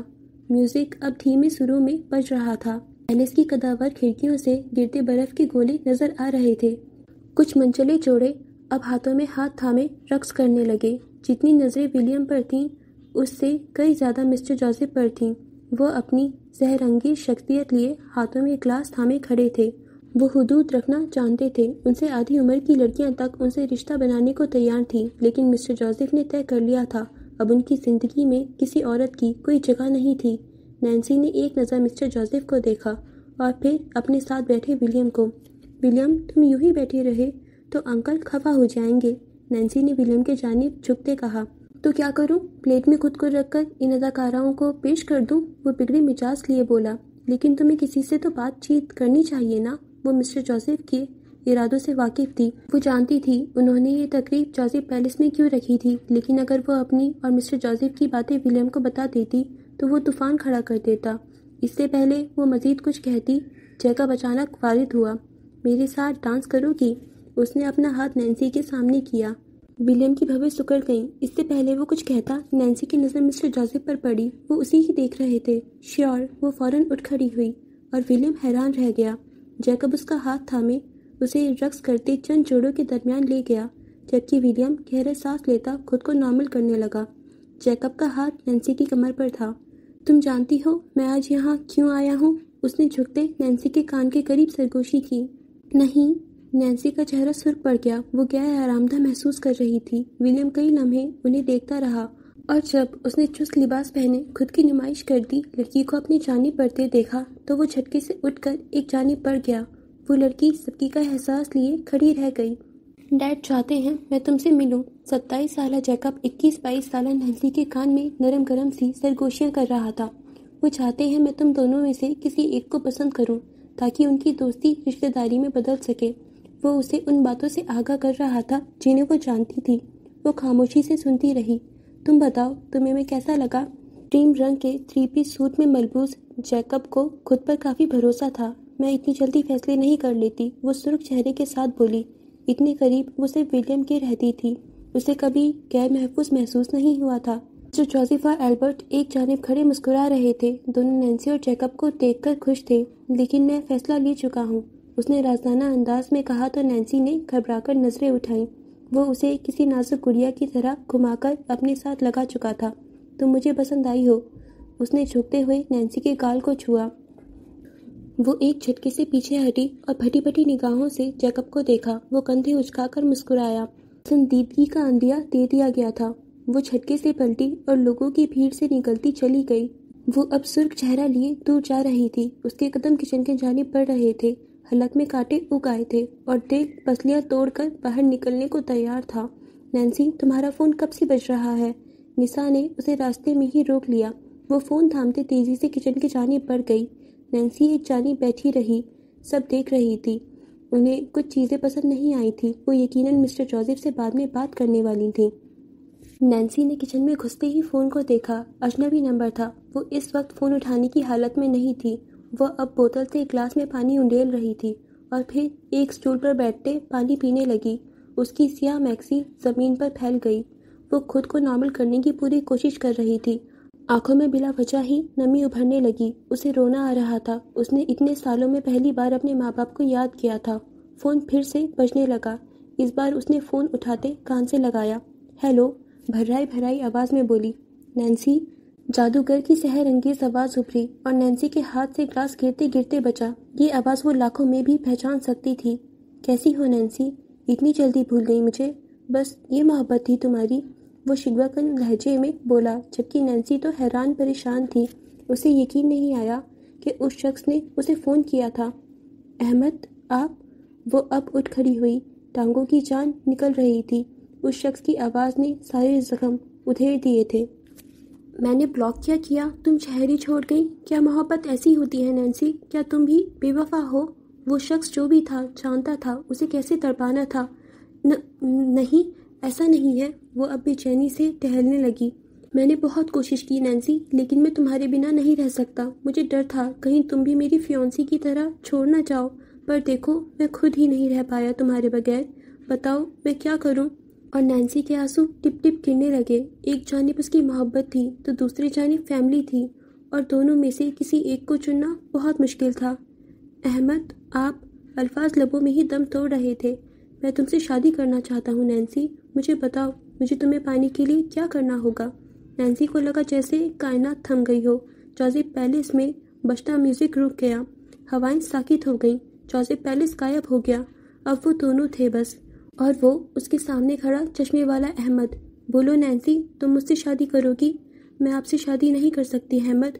वो जैसे ख्वाब से जागी। वो जानती थी ये नामुमकिन था, अब तो बिल्कुल ही नामुमकिन। तो तुम भी बेवफा निकली, तुम्हारी मोहब्बत भी झूठी निकली। मैं जानता था औरत ज़ात वफा कर ही नहीं सकती। अगर तुम्हें ये सब करना था तो मेरी तरफ बढ़ी क्यों? फ़ोन बंद कर दिया गया और नैन्सी वहीं ज़मीन पर बैठती चली गई। आंसू बह निकले। अब वो फूट फूट कर रो रही थी। उस शख्स की बातें कछुके लगा रही थी। मैं ऐसा नहीं कर सकती। वो बेतरह रो रही थी जब उसे ढूंढते हुए विलियम वहां आया और अगले ही पल उसे देखकर साकित रह गया। नैन्सी, वो तड़प कर उसकी जाने पड़ा और फिर घुटने टिकाए वो उसके सामने बैठा। क्या हुआ है? क्यों रो रही हो? किसी ने कुछ कहा है? वो उसे कंधों से थामे बोला। चेहरे की हवाइयाँ उड़ गई थीं। उसने कभी नैन्सी को यूं रोते नहीं देखा था। मैं ये सब नहीं कर सकती विलियम, मैं उसके बिना नहीं रह सकती। नैन्सी का वजूद सिसकियों की जद में था। वो विलियम के सीने से जा लगी। रिलैक्स हो जाओ नैन्सी, मैं हूं ना। विलियम ने उसे थाम लिया। रोती तड़पती नैन्सी वो किसी सूरत बर्दाश्त नहीं कर सकता था। वो अब हौले हौले उसका सर थपक रहा था, इस बात से बेखबर कि एक कैमरा ये मंजर कैद कर चुका था। मेरे ख्याल से आपको हमें मधु करने से पहले अपने बच्चों से पूछ लेना चाहिए था। मुझे लगता है नैन्सी और विलियम एक दूसरे को पसंद करते हैं, और ये वीडियो इस बात का सबूत है। स्टारलाइट प्रोडक्शन के बड़े से ऑफिस में मिस्टर जोसेफ अपनी कुर्सी पर बैठे भव्य सकेड़े मोबाइल की स्क्रीन पर चलती उस वीडियो को देख रहे थे जिसमें नैन्सी विलियम से लिपटकर रो रही थी। एल्बर्ट दाहिनी जानिब रखे सोफे पर बैठे थे। ये वीडियो 2 दिन पहले जैकब ने ही बनाई थी। ऐसा कुछ नहीं है एल्बर्ट, मिस्टर जोसेफ फ़ोन मेज़ पर फेंकते सर्द लहजे में बोले। उनके तासुरात तने हुए थे। फिर कैसी बात है जोसेफ, क्या तुम हमसे कुछ छिपा रहे हो? एल्बर्ट तमस्कुराना बोला। बच्चे बचपन से साथ रहे हैं, उनके दरमियान ऐसा कोई गलत रिश्ता हो ही नहीं सकता। यकीनन कुछ हुआ होगा। तुम बेफिक्र रहो नैन्सी, अब तुम लोगों की है। मिस्टर जोसेफ ने एल्बर्ट को तसल्ली दी। और जैकब, उसे क्या जवाब दूं मैं? एल्बर्ट ने पहलू बदला। जैकब का मूड काफ़ी बिगड़ा हुआ था। उसे समझाना तुम्हारा काम है। इस बार उनका लहजा सर्द था, जबकि दिमाग की नसें फटने को तैयार थीं। वो नहीं जानते थे नैन्सी और विलियम में क्या चल रहा था, लेकिन कुछ तो हुआ था जिसे वो आज मालूम करने वाले थे। और फिर शाम में जोसेफ हाउस मिस्टर जोसेफ के आताब के ज़ेरे असर था। ये सब क्या है जानते हो? ये वीडियो अगर अपलोड हो गई तो क्या होगा? नैन्सी सर झुकाए खड़ी थी। जॉर्ज और निसा सहमे हुए थे, जबकि विलियम के जबड़े भिजे हुए थे। आपको अपनी शोहरत की परवाह है? आपने एक बार भी नैन्सी से उसकी मर्जी पूछी? आपने इससे पूछा कि इसे जैकब पसंद भी है या नहीं? और आपको बाकी लोगों पर हमसे ज़्यादा भरोसा है? विलियम दबे दबे लहजे में चिल्लाया। उसे जैकब एक आंख नहीं भाया था। तुम अभी बच्चे हो, मैं तुम्हारा बाप हूँ, मुझे फैसले लेने का हक है। नैन्सी के बाप नहीं हैं आप। नैन्सी को अपने फैसले लेने का हक है। वो उन्हीं के लहजे में बोला, जबकि नैन्सी घबरा गई। उसकी वजह से वो दोनों बाप बेटा आमने सामने थे। मिस्टर जोसेफ एक पल को साकित हुए। क्या नैन्सी पर उनका कोई हक नहीं था? मिस्टर जोसेफ ने घूर कर नैन्सी को देखा। विलियम, नैन्सी ने बेसाख्ता उसके बाजू पर हाथ रखा। तुम अगर अपने लिए लड़ नहीं सकती तो मोहब्बत की ही क्यों नैन्सी? वो उस पर चिल्लाया। पता नहीं उसे इतना गुस्सा क्यों आ रहा था। नैन्सी सहम कर पीछे हटी। विलियम, ये मेरा और नैन्सी का मामला है, तुम इससे दूर रहो। मिस्टर जोसेफ ने सर्द लहजे में तनबीह की। ये हम सबका मामला है डैड, आप अपनी शोहरत के लिए हमारा सौदा नहीं कर सकते। वो गुर्राया, पर अगले ही पल चटाक की आवाज़ उभरी। मिस्टर जोसेफ आगे बढ़कर उसे थप्पड़ रसीद कर चुके थे। नैन्सी ने मुंह पर हाथ रखकर अपनी चीख को दबाया। वो फटी फटी निगाहों से विलियम को देख रही थी, जो खतरनाक तेवर लिए खड़ा था। उसका गाल अगले ही पल सुर्ख पड़ा। दफा हो जाओ यहाँ से, वो खुद पर काबू पाते बोले। कपकपाहट सुलगने लगी। जोसेफ, नैनी बेसाख्ता उनकी जाने पड़ी। नैनी, इसे कहें जाए यहाँ से। मिस्टर जोसेफ का चेहरा जब्त के बाईस सुर्ख पड़ा। मैं चला जाऊंगा, लेकिन बता रहा हूँ, नैन्सी जहाँ जाएगी उसकी शादी वहीं होगी, जैकब से हरगिज नहीं। वो उन्हीं की औलाद था। उन्हीं के लहजे में जवाब देता वो पलट गया। उसका रुख बाहर की जानिब था। फी अल वक्त उसे जोसेफ पहले से दूर जाना था, जबकि नैन्सी सीढ़ियों की जानिब भागी। उसका दिल कर रहा था वो मर जाए। उसकी वजह से पहली बार मिस्टर जोसेफ ने विलियम पर हाथ उठाया था। काश वो भी अपने माँ बाप के साथ मर जाती। बेड पर औंधे मुंह लेटे वो आंसू बहा रही थी, पर किस्मत को जाने क्या मंजूर था। विलियम उस रात घर नहीं आया। अगले दिन जॉर्ज वापस चला गया, जबकि नैन्सी को जाने की इजाज़त नहीं मिली थी। जब तक उस मसले का कोई हल न निकल आता, मिस्टर जोसेफ उसे लंदन भेजने पर राजी नहीं थे। विलियम जब पैलेस वापस आया तब मिस्टर जोसेफ नहीं थे। वो सीधा नैन्सी के कमरे में गया। नैन्सी उसे देखकर हैरान हुई। तुम ठीक हो? वो देखते ही उसके जानिब बढ़ी। मुझे कुछ नहीं होगा, तुम बताओ, छुट्टियां तो ख़त्म हो गई हैं, तुम जॉर्ज के साथ क्यों नहीं गई? वो उसके बेड के किनारे बैठा पूछ रहा था। बाल बिखरे हुए थे, चेहरे पर हद दर्जा संजीदगी थी, कत्थई आंखों की थकान वाज़ेह थी। अंकल ने मना किया है और मेरा खुद भी जाने का दिल नहीं है। वो हौले से मुस्कुराई। सारी रात रोने की बाइस उसकी आंखें सूजन का शिकार थीं। मैंने फैसला कर लिया है, वो उसकी आंखों को देखते बोला। कैसा फैसला? वो उलझी। तुम्हारी शादी अहमद से ही होगी। ऊंचे मीनार वाले जोसेफ पैलेस ने उसके फैसले पर कहकहा लगाया। विलियम, नैन्सी हैरान हुई। डैड को मनाना मेरा काम है, तुम उससे कहो रिश्ता लाए। एक बार हम सबसे मिलें, उसके बाद देखेंगे। वो अपनी उम्र से इतना बड़ा कब हो गया था जो ऐसी समझदारी वाली बातें कर रहा था। उनको मनाना मेरा काम है, तुम उसे बुलाओ। उसे मिस्टर जोसेफ की तरह ही फैसला सुनाने की आदत थी। मुझे कल तक जवाब चाहिए, ये आखिरी मौका है नैन्सी, इसके बाद शायद मैं भी मदद ना कर पाऊँ। वो जानता था मिस्टर जोसेफ के खिलाफ जाना इतना आसान नहीं था। बेशक नैन्सी का महबूब उससे उम्र में बड़ा था, लेकिन वो उसके साथ खुश तो रहती, शोबिस की नकली दुनिया से दूर रहती। वो उठा और कमरे से निकल गया। पीछे नैन्सी गहरी सोच का शिकार थी। कुछ सोचते हुए उसने वही नंबर मिलाया जिससे कल फ़ोन आया था। बेल जा रही थी। कुछ देर बाद उसकी आवाज़ उभरी। हेलो अहमद, वो बेताबी से बोली। बोलो, सुन रहा हूँ। उसके लहजे में खफगी वाज़ेह थी। आई एम सॉरी, वो भर्राए लहजे में बोली। तुम्हारी एक सॉरी से मेरे जख्म नहीं भर जाएंगे नैन्सी, तुम्हें मेरी तकलीफ़ का अंदाज़ा नहीं है। सब तकलीफ दूर हो जाएंगी। विलियम मान गया है अहमद, वो सबको मना लेगा। आपको बस जोसेफ पैलेस आना होगा अपने पेरेंट्स के साथ। नैन्सी की आवाज़ पर दूसरी जानिब गहरी खामोशी छा गई। तुम सच कह रही हो? हाँ, मैं सच कह रही हूँ। विलियम हमारे साथ है तो पूरी दुनिया हमारा कुछ नहीं बिगाड़ सकती। वो नम आंखों से मुस्कुराई। जिस्म में जान सी पड़ गई। और अगर मुझसे मिलने के बाद वो खिलाफ हो गया, उसने इनकार कर दिया, तो वो नया खच्चा उठा लाया था। ऐसा नहीं होगा, उसे विलियम पर यकीन था। बताओ ना नैन्सी, उसने इनकार कर दिया तो तुम क्या करोगी? अपने खानदान के खिलाफ जाओगी मेरे लिए? अजीब सा सवाल था। नैन्सी ने सोचने की कोशिश की, लेकिन झुरझुरी सी लेकर रह गई। ऐसी बात ना करें, सब अच्छा ही होगा। ठीक है, मैं अपने वालिदैन से बात करके बताता हूँ। क्या मतलब, उन्हें मनाना पड़ेगा? वो उलझी। हाँ, मेरा खानदान भी तुम्हारे खानदान की तरह सदियों से अपनी रिवायतों पर कायम है। वो इतनी जल्दी नहीं मानेंगे। वो नैन्सी की परेशानी बढ़ाकर फ़ोन बंद कर चुका था, जबकि नैन्सी जले पैर की बिल्ली की तरह घूमती रही। उसे एक मौका मिला था, वो गंवाना नहीं चाहती थी। क्या पता फिर मिलता या नहीं। अब वो दुआ कर रही थी कि अहमद के माँ बाप मान जाएं। जबकि दूसरी जानिब विलियम नैन्सी से मिलने के बाद स्टारलाइट प्रोडक्शंस पहुंच चुका था। वो पहली बार यहाँ आया था। शहर के वस्त में कई मंजिला शान से खड़ा स्टारलाइट प्रोडक्शन अपनी पहचान आप था। स्टूडियो की नीले कांच से फूटती रोशनियां वाज़ेह थीं। उसे गेट पर ही रोक लिया गया और जब तक अंदर से कंफर्म नहीं हुआ कि वो वाकई मिस्टर जोसेफ का बेटा है, उसे अंदर नहीं जाने दिया गया। जबकि मिस्टर जोसेफ तो उसके वहाँ आने पर ही हैरान रह गए। آج وہ اپنے باپ کے ساتھ سودا کرنے آیا تھا۔ چمچماتے فرش پر قدم دھرتا وہ لفٹ کی جانب بڑھ رہا تھا۔ کئی نظروں نے دور تک اس کا تعاقب کیا۔ کئی لوگ اسے پہچان چکے تھے۔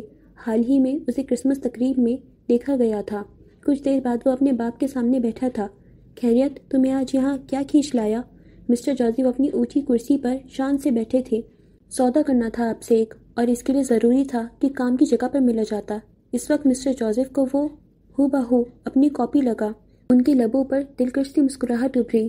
کیسا سودا؟ وہ آبرو اچکائے پوچھنے لگے۔ میں فوٹو سیشن کے لیے ریڈی ہوں۔ مسٹر جوزف تو جیسے ساکت ہوئے۔ اپنے سامنے بیٹھے بھوری جیکٹ پہنے ولیم کو دیکھا جس کے بال بے ترتیب تھے۔ واقعی وہ آگے کو ہو بیٹھے، بامشکل اپنی حیرت کو چھپایا۔ بدلے میں آپ کو نینسی کو آزاد کرنا ہوگا، وہ مسٹر جوزف کی آنکھوں میں دیکھتے بولا۔ یہ سب انہی سے سیکھا تھا۔ مسٹر جوزف کئی لمحے اسے دیکھتے رہے۔ وہ اپنے دماغ میں تیزی سے حساب کتاب کر رہے تھے کہ یہ سودا فائدے مند تھا یا گھاٹے کا، اور پھر کچھ دیر بعد انہوں نے گہرا سانس خارج کرتے کرسی سے پشت ٹکا لی۔ ان کی کرسی اب جھول رہی تھی۔ ٹھیک ہے، مسٹر جوزف کی آواز ابھری۔ ولیم نے دھڑکتے دل کے ساتھ انہیں دیکھا۔ اس کے لیے ہمارے درمیان ایک معاہدہ ہوگا۔ آپ اسے تیار کروا لیں۔ نینسی پر آپ کسی طرح کا حق نہیں جتائیں گے۔ وہ آزاد ہے، وہ اپنی مرضی سے شادی کر سکتی ہے۔ میری یہ شرائط ہے، اور جب تک اس کی شادی نہیں ہو جاتی کوئی فوٹو سیشن نہیں ہوگا۔ وہ سپاٹ لہجے میں تیز تیز بولا۔ میں یہ معاہدہ پوری عمر کا رکھ سکتا ہوں، مسٹر جوزف نے کنکھیوں سے اسے دیکھتے کہا۔ مجھے منظور ہے، وہ ان کی طرف دیکھے بغیر بولا۔ خود کو بیچ رہے ہو؟ وہ اب تمسکرانا بولے۔ جب باپ مسٹر جوزف پیٹرسن ہو پھر یہی آپشن بچتا ہے، وہ انہی کے لہجے میں بولا، تپانے والی مسکراہٹ لیے۔ Get out! مسٹر جوزف واقعی سلگ اٹھے۔ ولیم نے اب تک یہی تو سیکھا تھا، باتیں منہ پر مارنا اور مسٹر جوزف کو سلگانا۔ Thank you! وہ اٹھ کھڑا ہوا اور دروازہ کھول کر آفس سے باہر نکل گیا۔ اس کے جاتے ہی مسٹر جوزف نے اپنا ماتھا پیٹ ڈالا۔ کاش وہ ولیم جوزف نہ ہوتا تو آج یہ سب نہ ہوتا۔ جوزف پیلس میں موجود نینسی کے کمرے کی کھڑکی سے اس وقت پیلس کے باہر کا منظر بخوبی دیکھا جا سکتا تھا۔ رات پھیل چکی تھی، باہر سناٹا تھا، اور سناٹے میں اڑتے برف کے گولے اس وقت نینسی کا دل ہلا رہے تھے۔ آپ نے تو کہا تھا وہ مان جائیں گے۔ وہ فون کان سے لگائے کھڑی تھی، چہرے پر زرد پن تھا۔ وہ مان گئی ہیں نینسی، وہ بس چاہتے ہیں میں ایک مسلمان لڑکی سے شادی کروں۔ انہیں میری تم سے شادی کرنے پر اعتراض نہیں ہے، وہ بس یہی چاہتے ہیں ان کی ہونے والی بہو عیسائی نہ ہو۔ دوسرے جانب سے کہا گیا، محبت میں مذہب کہاں سے آ گیا احمد؟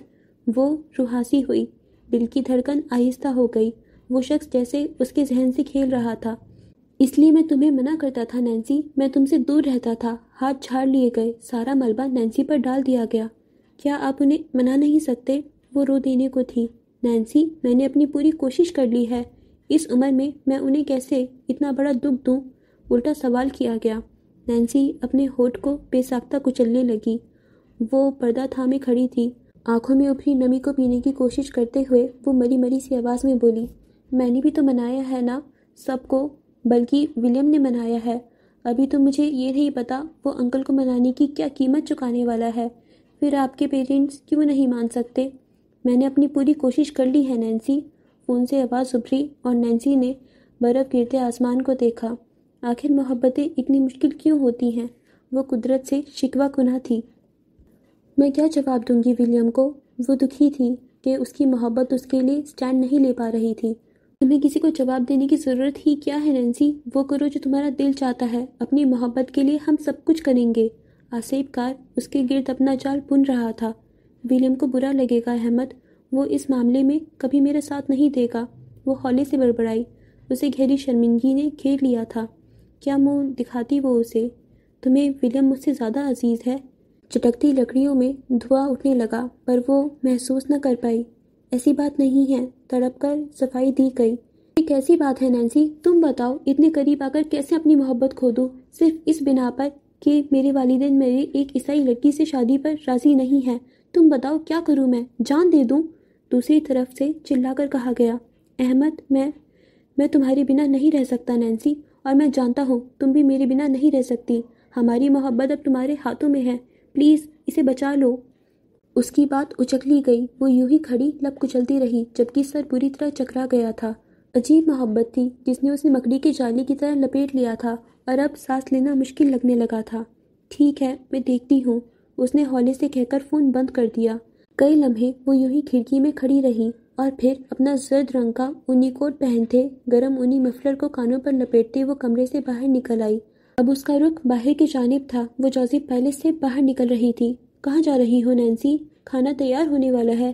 نینی نے اسے باہر جاتے دیکھا تو پکار کر کہا، میں بس ابھی آ جاؤں گی نینی، دل کر رہا ہے چہل قدمی کا۔ وہ زبردستی مسکراتے بولی اور پھر بڑے سے لانچ نما ہال کو عبور کرتی باہر نکل آئی۔ اسے یاد تھا بچپن میں جب بھی برف باری ہوتی تھی وہ سب مل کر سنو مین بنایا کرتے تھے۔ وہ کھنٹو پیلس کے باہر برف پر کھیلا کرتے تھے اور کرسمس پر سینٹا کلاس آیا کرتا تھا اپنی بڑی سی بگی میں ڈھیروں تحفے لیے۔ مسٹر جوزف بچوں کی خوشی کے لیے سب کیا کرتے تھے۔ پھر وقت گزر گیا، بچے بڑے ہو گئے اور کرسمس بھی بدل گیا۔ اب کوئی سینٹا کلاس نہیں آتا تھا۔ اس نے دروازے سے ملیکہ سیڑھیوں پر کھڑے ہوتے ایک نظر پیلس کے دور تک پھیلے احاطے پر ڈالی۔ وہاں کوئی نہیں تھا۔ اسے پتھر کا وہ بینچ نظر آیا جہاں وہ اور ولیم بیٹھ کر گھنٹوں باتیں کیا کرتے تھے۔ وہ برف کے قالین پر ہولے ہولے قدم جماتی آگے بڑھنے لگی۔ اس کے لمبے بوٹ برف پر گہرے نشان چھوڑتے گئے۔ وہ تو ہمیشہ ہنسی خوشی رہنے والی لڑکی تھی، پتہ نہیں پھر یہ محبت جیسا آسیب کار کہاں سے آ گیا تھا۔ اب کچھ بھی پہلے جیسا نہیں رہا تھا۔ وہ قدم قدم چلتے بینچ تک پہنچی اور پھر بینچ پر پڑے برف ہاتھ سے ہٹاتی اس پر بیٹھ گئی۔ بینچ کے عقب میں لگی اسٹریٹ لیمپس کی روشنی میں اس وقت برف کے گرتے گولے بھلے لگ رہے تھے۔ برف اب اس کے بالوں کے ساتھ ساتھ شانوں پر بھی پڑنے لگی۔ اس نے کوٹ کی جیب سے داہنا ہاتھ نکالا اور گولوں کو ہتھیلی پر گرنے دیا۔ نم ملائم سی گلابی ہتھیلی دیکھتے ہی دیکھتے نیلی پڑنے لگی۔ برف مٹھی میں اکٹھی ہوتی گئی۔ سب ٹھیک ہے نا؟ کسی نے جھکتے ہوئے اس کے کان میں سرگوشی کی اور وہ ایک دم اچھلی۔ پلٹ کر دیکھا تو بھوری جیکٹ پہنے ولیم اس کے پیچھے کھڑا تھا۔ ولیم، نینسی نے کھگی سے اسے گھورا۔ وہ واقعی ڈر گئی تھی۔ تم آج یہاں کیسے؟ وہ گھوم کر آتے اس کے ساتھ بیٹھ گیا۔ کندھے پر لٹکا بیگ نیچے رکھ دیا۔ یہاں سے دیویکل جوزف پیلس اپنی شان کے ساتھ کھڑا نظر آتا تھا۔ اس کی سینکڑوں کھڑکیوں سے جلتی روشنیاں واضح تھیں۔ بس ایسے ہی اندر دم گھٹ رہا تھا۔ وہ ہولے سے بڑبڑائی، تمہیں تو خوش ہونا چاہیے، اب تو ڈیڈ مان گئے ہیں، پھر کیوں دم گھٹ رہا ہے؟ وہ اس کی جانب متوجہ ہوا۔ نینسی نے اس کی بات پر رخ موڑ کر اسے دیکھا۔ وہ الجھی نظریں لیے بیٹھا تھا۔ تم نے انکل سے ایسا کیا کہا کہ وہ مان گئے؟ اس نے الٹا سوال کیا۔ یہ جاننا ضروری نہیں ہے نینسی۔ ولیم نے رخ سیدھا کر لیا۔ اس کے بھورے بال برف سے سفید پڑنے لگے۔ ضروری ہے ولیم، تم جانتے ہو ضروری ہے۔ وہ گہرا سانس لیے بولی۔ نہیں جانتی تھی ولیم نے انہیں کیسے منایا تھا۔ وہ مان گئے تھے، یہ حیران کن تھا۔ پہلے تم بتاؤ، تمہاری احمد سے بات ہوئی؟ کیا کہا اس نے؟ کب لا رہا ہے وہ اپنے پیرنٹس کو؟ اور نینسی کا دل ٹوٹ کر ابھرا، حلق خشک ہو گیا۔ وہ ولیم کو دیکھتے رہی۔ کیا بتاتی اسے کہ وہ شخص اس کے لیے لڑ نہیں پا رہا تھا؟ احمد کے پیرنٹس نہیں مان رہے، سر جھٹک کر ہولے سے کہا گیا۔ ولیم نے چونک کر اسے دیکھا۔ نینسی کی تھوڑی گردن سے چپکی ہوئی تھی۔ اگلے ہی لمحے ولیم کی بھویں سکڑ گئیں۔ کیا مطلب ہے نہیں مان رہے؟ چہرے کے زاویے بگڑ گئے۔ وہ نہیں چاہتے ان کا بیٹا کسی عیسائی لڑکی سے شادی کرے، وہ بھررائی آواز میں بولی۔ ولیم کئی لمحے نینسی کو بے یقینی سے دیکھتا رہا اور پھر اس کا ابھرنے والا کہکہا بے ساختہ تھا۔ سیریسلی؟ وہ اب تمسخرانہ بولا۔ مجھے یقین نہیں ہوتا، وہ ایسا کیسے کہہ سکتا ہے؟ ایک مرد ہو کر اپنی محبت کے لیے نہیں لڑ سکتا؟ میرا دل کر رہا ہے اس کی محبت پر 100 بار۔ ہنسی غائب ہوئی، اب چہرے پر غصہ ہی غصہ تھا۔ وہ خود کو کچھ غلط کہنے سے روک رہا تھا۔ وہ اب داہنی ٹانگ کو زور زور سے ہلاتے مٹھیاں بھیج رہا تھا۔ وہ جب بھی پریشان ہوتا بیٹھے بیٹھے ٹانگ کو ہلانے لگتا تھا۔ بزدل انسان، اس کا بس نہیں چل رہا تھا، ورنہ وہ نینسی کے محبوب کا حولیہ بگاڑ دیتا، اس کا حشر نشر کر دیتا۔ میں کیا کروں ولیم؟ وہ بامشکل بولی۔ ادھر دیکھو، میری طرف۔ اب وہ اس کی جانب متوجہ ہوا۔ نینسی نے رخ موڑ کر ولیم کو دیکھا۔ ولیم نے اپنا دائنا ہاتھ آگے بڑھا کر اس کے گال پر رکھا، نرمی سے اس کے گال کو چھوا۔ جو محبت شرائط پر اتر آئے وہ محبت نہیں ہوتی نینسی۔ وہ تم سے محبت کرتا ہے تو اسے تمہیں ایسے ہی اپنانا ہوگا، سمجھ گئی نا؟ نینسی نے ہولے سے اسبات میں سر ہلا دیا۔ اب تو اسے بھی احساس ہونے لگا تھا کہ اس نے یہ محبت کر کے غلطی کر دی تھی۔ احمد غلط تھا یا نہیں، پر اسے اپنا آپ غلط محسوس ہو رہا تھا۔ اس کی وجہ سے جوزف پیلس کے مکینوں کو کتنی پریشانی آئی تھی وہ اچھے سے جانتی تھی۔ میں تمہارا ہر قدم پر ساتھ دوں گا نینسی، لیکن اس معاملے میں نہیں، یہ محبت نہیں ہے۔ جب وہ تمہاری محبت کے لیے مسلمان سے عیسائی نہیں ہو سکتا، یہاں تک کہ وہ تمہیں تمہارے مذہب کے ساتھ قبول نہیں کر سکتا، تو پھر یہ کیسی محبت ہے؟ ساری قربانیاں تم سے کیوں مانگ رہا ہے؟ وہ سوالیہ نظروں سے اسے دیکھتا گیا، جبکہ نینسی کے پاس کوئی جواب نہیں تھا۔ ولیم کی ایک بات ٹھیک تھی، پر وہ پھنس چکی تھی۔ خود کو اس جال سے نکالنے کی کوشش کر رہی تھی، پر جال کی گرفت بڑھتی جا رہی تھی۔ وہ جتنا اس شخص سے دور جانے کی کوشش کر رہی تھی، وہ آسیب کار اتنا ہی اس کا پیچھا کر رہا تھا۔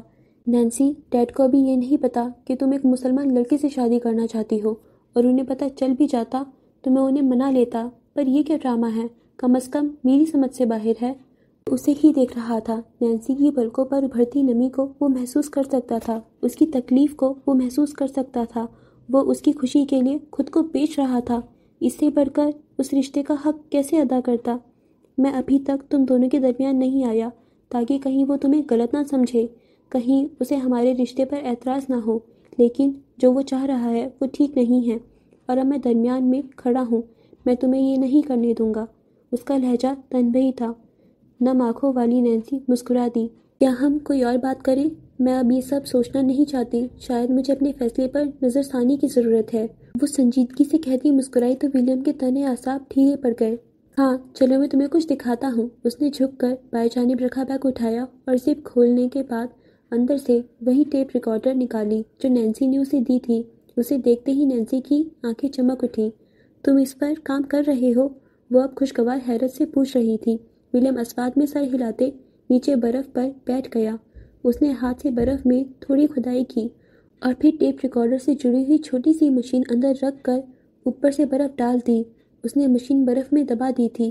پھر اس نے ہیڈ فون نکالا اور اسے ٹیپ ریکارڈر سے جوڑ دیا۔ نینسی اسے دلچسپی سے دیکھے گئی۔ یہاں آؤ۔ اس نے نینسی کو نیچے بیٹھنے کا اشارہ کیا۔ وہ سامنے برف میں دبی مشین سے ہٹ کر بیٹھ گئی۔ ولیم نے وہ ہیڈ فون اس کے کانوں پر جما دیا اور بٹن دبا کر مشین چلا دی۔ برف کی آواز سنو، وہ اپنی چمکتی کتھئی آنکھوں سے کہتا کتنا دلکش لگا۔ اس کے بال ماتھے پر پڑے تھے اور بکھرے بالوں پر جگہ جگہ برف کی روئی جیسے گولے چمک رہے تھے۔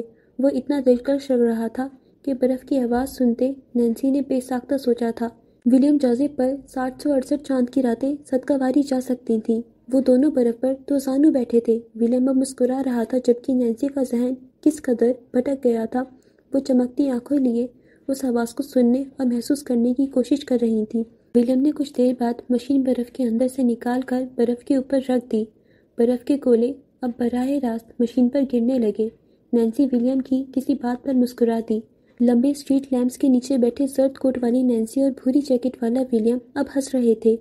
لیمپ کی روشنی میں برف کے گولے اڑتے ہوئے واضح نظر آتے تھے، جبکہ ولیم اور نینسی اب کس قدر برف سے ڈھک گئے۔ پل بھر کو سارے دکھ درد دور جا سوئے۔ نینسی وہاں بیٹھے بیٹھے فیصلہ کر چکی تھی۔ اسے اب احمد سے دور رہنا تھا۔ اسے اب احمد سے کوئی تعلق نہیں رکھنا تھا۔ اس کی زندگی یوں ہی حسین تھی۔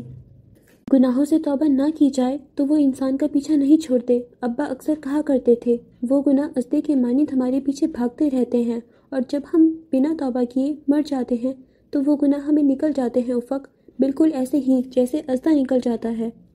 ایڈنبرگ میں اترتی یہ رات پرسکون ہونے کے ساتھ ساتھ روشن بھی تھی، لیکن نرم ملائم بستر پر سویا افق کا وجود پرسکون ہرگز نہیں تھا۔ وہ نیند میں تھی، پر اس کا جسم پسینے سے شرابور تھا۔ وہ سر کو دائیں بائیں جھٹک رہی تھی، جبکہ چہرے پر وحشت چھائی تھی۔ شاید وہ کسی برے خواب کے زیر اثر تھی۔ لیمپ کی مدھم روشنی میں اس کے چہرے سے ٹپکتی وحشت واضح تھی۔ کئی لمحے وہ یوں ہی تڑپتی رہی اور پھر ایک خوفناک چیخ کے بعد جھٹکے سے اٹھ بیٹھی۔ دل پسلیاں توڑ کر باہر نکلنے کو تیار تھا، جبکہ پیشانی پر پسینہ چمک رہا تھا۔ وہ آس پاس دیکھتی خود کو برے خواب سے نکالنے کی کوشش کرنے لگی۔ حلق خشک ہو گیا۔ جوزف! خیال آنے پر اس نے اپنے پہلو میں سوئے جوزف کو پکارا، پر اس کی جگہ خالی تھی۔ وہ کمرے میں نہیں تھا۔ جوزف! وہ ڈرتے ڈرتے اسے پکار رہی تھی، پر شاید وہ جا چکا تھا۔ وہ گہری سانس لے کر خود کو نارمل کرنے کی کوشش کرنے لگی۔ جب سے اسے ماں بننے کی خوشخبری ملی تھی وہ خوش رہنے لگی تھی، پر اچانک ان خوابوں کا آنا اسے بوکھلا گیا تھا۔ وہ سیاہ اجدھا بہت ہی خوفناک تھا جو اس کے پیچھے بھاگ رہا تھا۔ وہ اسے نگل لینے کے در پہ تھا اور افق اس سے جان چھڑا کر بھاگ رہی تھی۔ اس کے ذہن میں اورنگزیب کی کہی گئی وہ بات گونجنے لگی، سر جھٹکتے ہوئے اس نے جوزف کا نمبر ملایا، پر وہ فون نہیں اٹھا رہا تھا۔ 2-3 بار ملانے کے بعد اس نے فون رکھ دیا اور کروٹ لے کر لیٹ گئی۔ نیند اڑ چکی تھی اور اب ذہن میں جانے کیا کیا گھومنے لگا تھا۔ پوری کوشش کے باوجود وہ سو نہ پائی۔ جیسے ہی آنکھیں بند کرتی وہ خوفناک اجزا منہ کھولے وارد ہو جاتا۔ وہ اب بے چینی سے کروٹ بدلنے لگی، لیکن نہیں جانتی تھی کہ آسیب کار وارد ہو چکا تھا، گناہوں کا آسیب کار جس سے پیچھا چھڑوانا ناممکن تھا۔ یہ افق اورنگزیب کے آسیب کار کی شروعات تھی۔ اچانک شروع ہونے والے ان خوابوں کا سلسلہ کبھی نہیں رکا۔ جوزف نے اس کے لیے ملازمہ رکھی ہوئی تھی جو دن رات وہیں رہتی تھی، پر افق پھر کبھی سکون کی نیند نہیں سو پائی۔ پہلے پہل اسے لگا وہ حاملہ تھی، شاید اسی لیے ایسا ہو رہا تھا، پر جب سلسلہ بڑھتا گیا تو اس کے لیے مشکل ہو گیا۔ جوزف کی موجودگی میں بھی چیختے چلاتے اٹھ جاتی۔ خواب بھیانک ہوتے گئے۔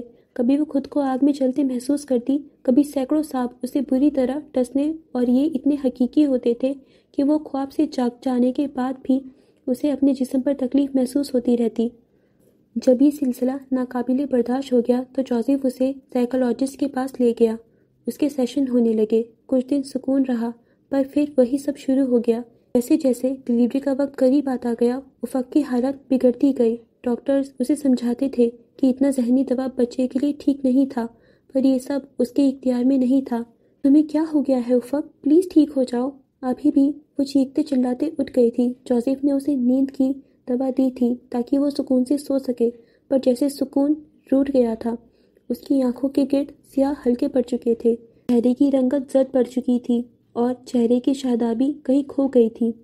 افق کو لگنے لگا تھا وہ دنیا کے کسی کونے میں بھی چلی جاتی اسے سکون کبھی نہیں آتا۔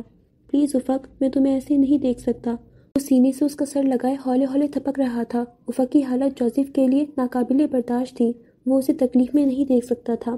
مجھے لگتا ہے ابا نے مجھے بد دعا دی ہوگی جوزف، اسی لیے یہ سب ہو رہا ہے۔ کئی دنوں سے اسے اورنگزیب کا خیال ستا رہا تھا۔ اسے اب لگنے لگا تھا اس کی یہ حالت، اس کے یہ خواب، اس کے یہ گناہوں کی وجہ سے تھے۔ ایسا کچھ نہیں ہے، وہ خود پر قابو پاتے بولا۔ ایسا ہی ہے جوزف، ایسا ہی ہے۔ اس نے اس کے سینے سے سر اٹھا لیا تھا اور پھر اس کے پہلو سے اٹھ کر اس سے دور ہو کر سامنے بیٹھ گئی۔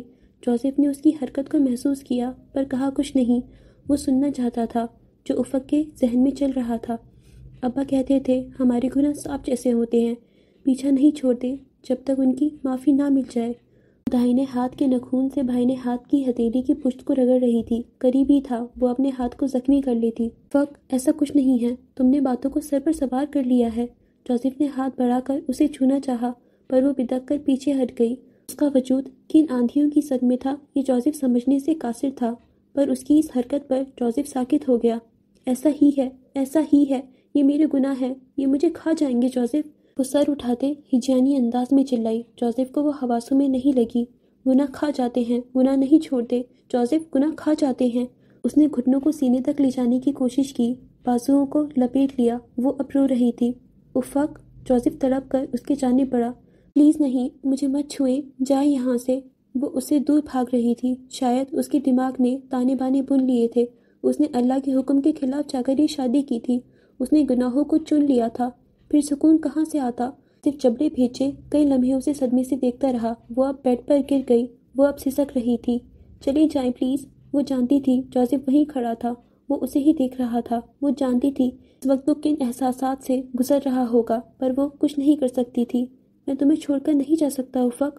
وہ اس کے جانب جھکا، اسے اپنی آغوش میں لینا چاہا تھا۔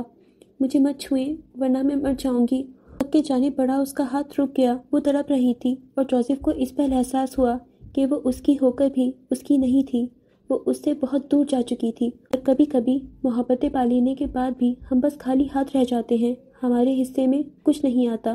سپروائزر کے آفس میں اس وقت فجر اور صفدر دونوں آرام دہ کرسیوں پر بیٹھے تھے۔ بیچ میں رکھا گول میز اور اس کی دوسری جانب رکھا وہ قیمتی ڈبل سیٹر صوفہ تھا جس پر اس وقت 2 سپروائزر بیٹھے تھے، ایک میڈم روشنا اور دوسرے سر واصف۔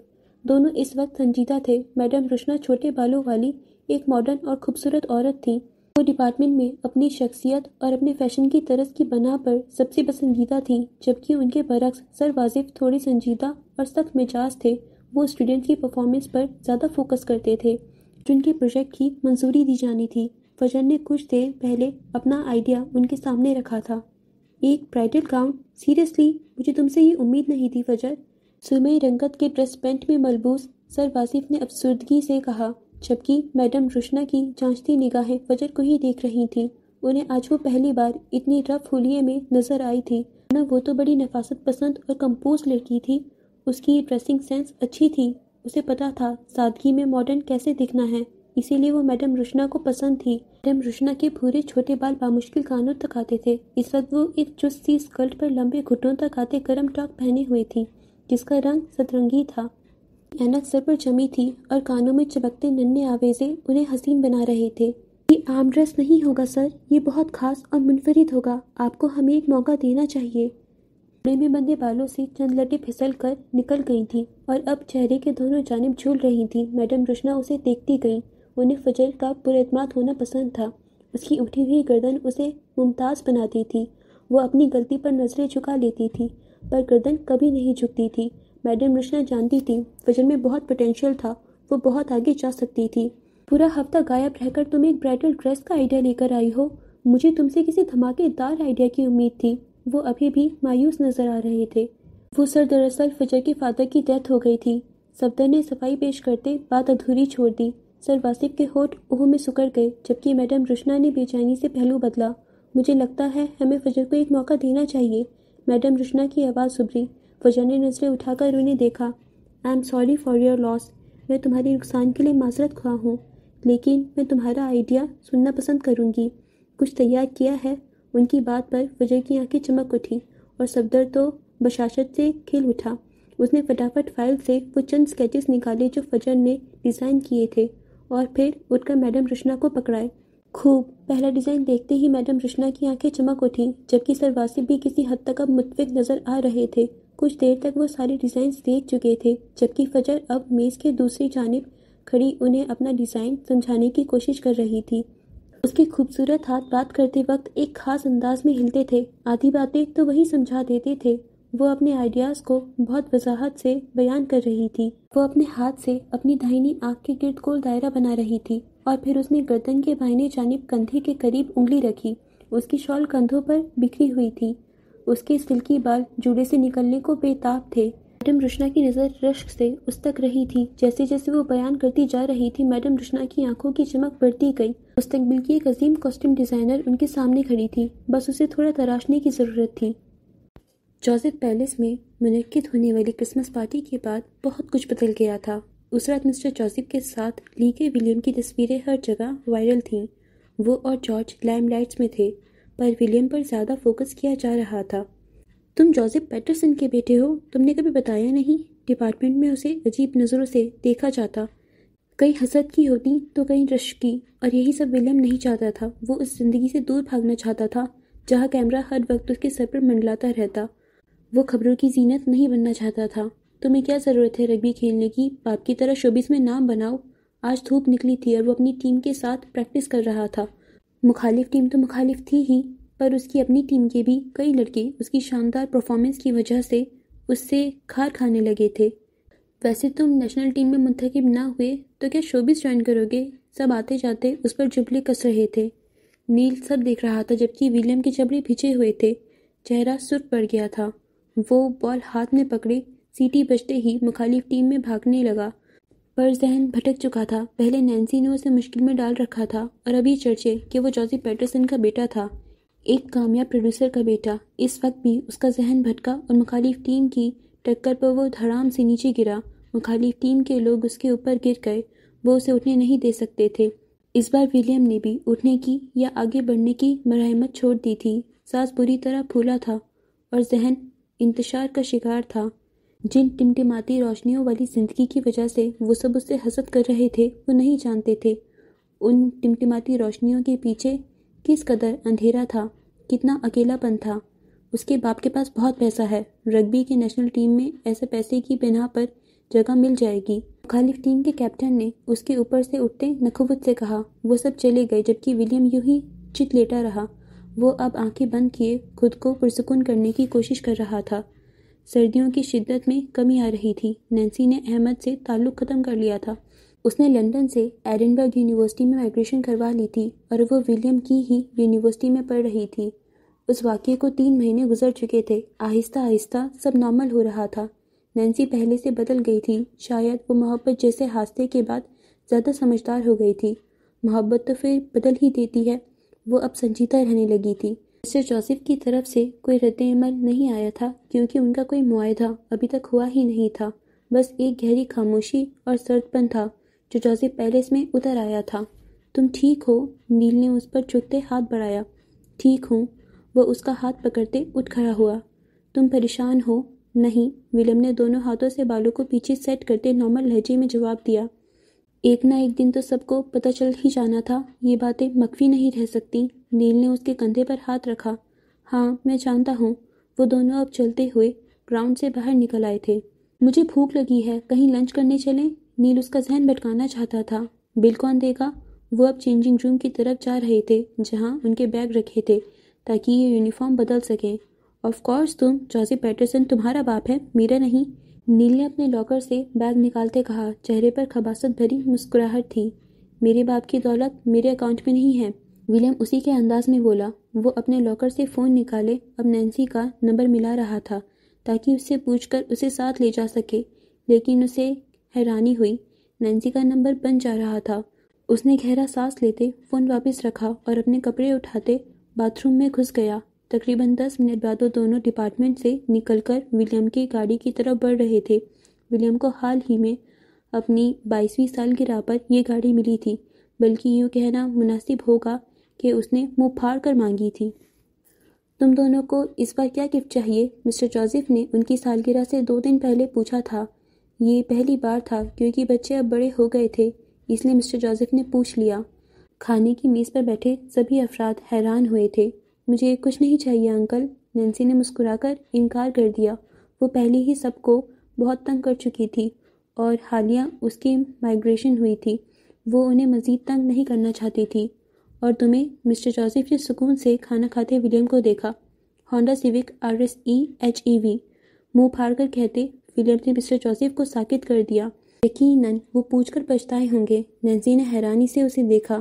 واقعی؟ مسٹر جوزف نے چانچتی نگاہوں سے اسے دیکھا۔ کیا وہ سنجیدہ تھا؟ آپ نے پوچھا، میں نے بتا دیا۔ اگر آپ نہیں افورڈ کر سکتے تو اٹس اوکے، وہ سکون سے کہتے انہیں سلگا دیتا تھا۔ اور پھر اگلی صبح جوزف پیلس کے باہر چمچماتی گاڑی کھڑی تھی۔ تم منہ پھٹ ہو گئے ہو ولیم؟ اس کی پہلی ڈرائیو میں نینسی اس کے ساتھ تھی۔ وہ نہ پوچھتے تو میں نہ مانگتا۔ انہوں نے خود کلہاڑی پر پاؤں مارا ہے، اس میں میری غلطی نہیں ہے۔ میں دیکھ رہی ہوں تم انکل کو بہت تنگ کرنے لگے ہو، یوں کہو کہ زندگی کا مزہ لینے لگا ہوں۔ گاڑی سٹارٹ کرتے اس نے نینسی کو دیکھا۔ آنکھوں میں شرارت تھی جبکہ نینسی اسے گھور کر رہ گئی۔ پہلی گاڑی کا نام اس نے سینوریٹا رکھا تھا اور نیل کو اس کی یہ سینوریٹا بہت پسند آئی تھی۔ ولیم کے ساتھ اس کی گاڑی میں بیٹھ کر وہ خود کو ہواؤں سے اڑتا محسوس کرتا تھا، اور اس وقت بھی وہ ولیم کے ساتھ فرنٹ سیٹ پر بیٹھا تھا اور سینوریٹا اپنی پوری تیزی سے بھاگ رہی تھی۔ وہ صحیح معنوں میں ڈیفالٹ پیس بن گیا تھا اور اس کا پہلا مقصد مسٹر جوزف کو سلگانا ہوتا تھا۔ اس رات نینسی رات کے کھانے پر نیچے نہیں آئی، اس کی طبیعت خراب تھی۔ یہ سنتے ہی ولیم اوپر کی جانب بھاگا۔ وہ اس کے کمرے میں پہنچا تو نینسی تکیے میں منہ دیے اوندھی لیٹی تھی۔ نینسی تم ٹھیک ہو؟ وہ اسے پکارتے بولا، لیکن کوئی جواب نہیں آیا۔ نینسی، اس نے آگے بڑھ کر تکیہ کھینچ لیا۔ ولیم جاؤ یہاں سے، تنگ مت کرو۔ نینسی نے پہلی بار ایسا کچھ کہا تھا۔ ولیم چونک گیا۔ کیا مطلب ہے تنگ نہ کروں؟ مجھے بتاؤ کیا ہوا ہے؟ اس نے تکیہ نینسی کے سر پر مارا۔ وہ اٹھ بیٹھی اور اس کا چہرہ دیکھ کر ولیم ساکت ہو گیا۔ وہ شاید رو رہی تھی، آنکھوں کے پپوٹے سوجے ہوئے تھے۔ تم ٹھیک ہو نا؟ وہ اس کے قریب بیٹھتے بولا۔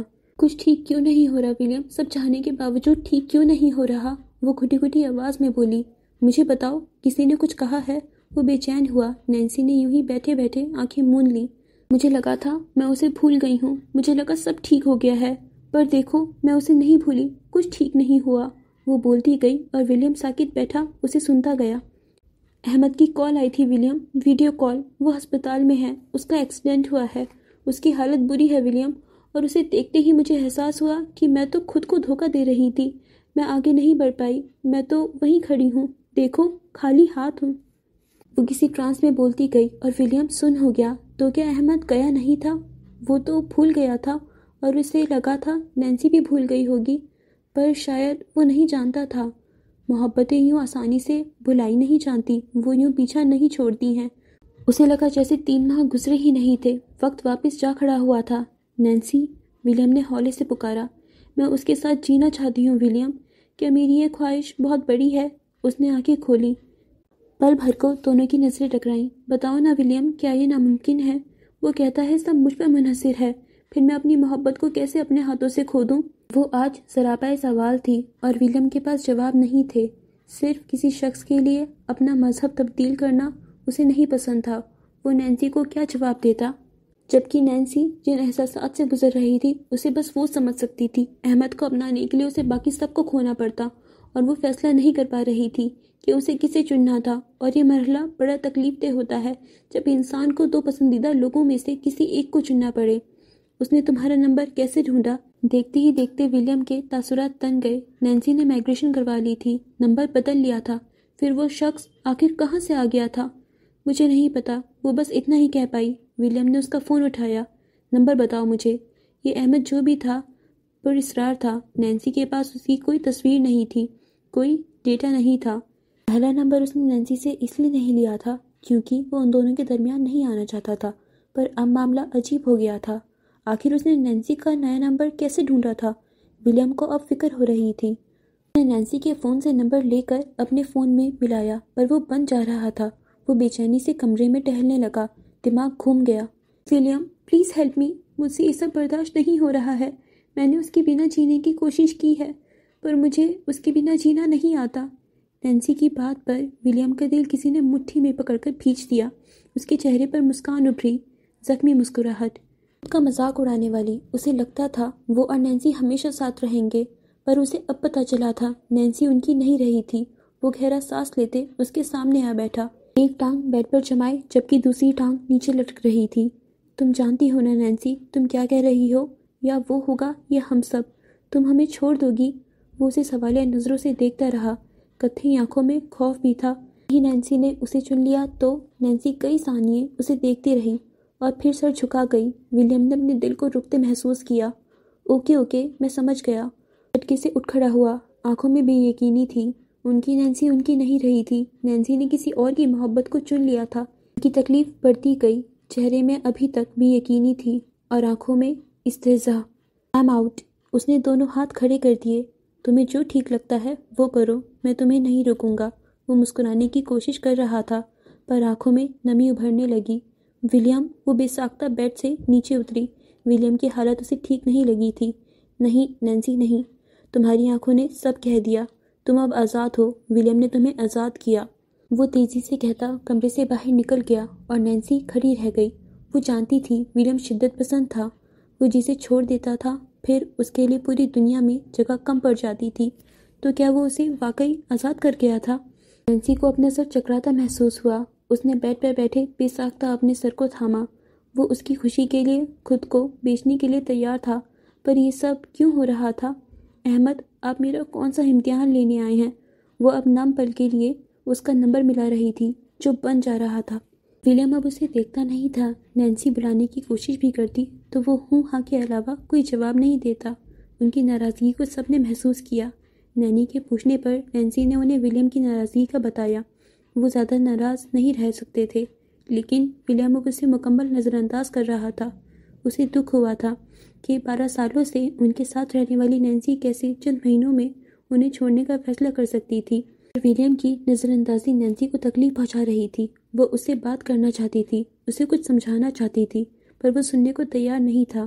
اس روز تیز بارش تھی۔ وہ مرکزی دروازے سے ملح کر سیڑھیوں پر کھڑی تھی جب ولیم کی گاڑی آ کر رکی۔ نینسی چوکنی ہو گئی، دل تیزی سے دھڑکنے لگا۔ اس نے سوچ لیا تھا وہ آج اس سے بات کر کے ہی رہے گی۔ اندر نینی بارش کے پکوان بنوا رہی تھی اور نسا خوشی خوشی ان کا ہاتھ بٹا رہی تھی۔ ولیم گاڑی کھڑی کرنے کے بعد پیلس کے جانب آیا۔ چند سیڑھیاں چڑھتا وہ نینسی کے پہلو سے گزرنے لگا تو نینسی نے اسے کونے سے پکڑ کر روک لیا۔ ولیم، پلیز میری بات سن لو۔ وہ روحانسی ہوئی۔ ولیم نے ایک گہرا سانس لیا اور اگلے ہی پل جھٹکے سے اپنا بازو چھڑوا لیا۔ کیا چاہتی ہوں نینسی؟ کیا کروں میں تمہارے لیے؟ وہ غصے سے پلٹا۔ آنکھیں شعلے اگل رہی تھیں جبکہ بال کسی حد تک بارش میں بھیگ چکے تھے۔ ہیلپ می پلیز، نینسی نے التجا کی۔ کیا ہیلپ چاہیے اب تمہیں میری؟ ہاں بولو، کیا کروں تمہارے لیے؟ وہ پہلی بار اس پر چلایا تھا۔ کالی جیکٹ پہنے، کندھے پر بیگ ڈالے، ولیم اس وقت جانے کیسے خود پر ضبط کیے کھڑا تھا۔ "I'm sorry ولیم"، وہ اب اتنا ہی کہہ پائی۔ الفاظ ساتھ نہیں دے رہے تھے۔ "سوری مائی فٹ"، تم ایسی نہیں تھی نینسی، تم فیصلہ کر کے قائم رہنے والوں میں سے تھی، لیکن اب تم 2 کشتیوں کی مسافر بن رہی ہو۔ فیصلہ کر لو تمہیں کیا چاہیے اور اس پر قائم رہو پلیز۔ وہ غصے سے کہتا اندر کی جانب بڑھا۔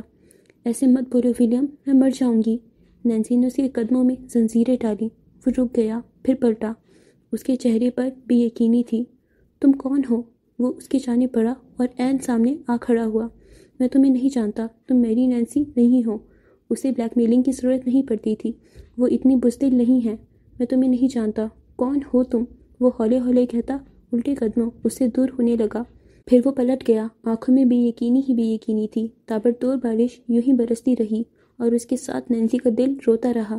ولیم نے پوری قوت سے دیو کا مت دروازہ کھولا اور اندر داخل ہو گیا۔ دروازہ اب بند ہو چکا تھا۔ نینسی وہیں کھڑی رہ گئی۔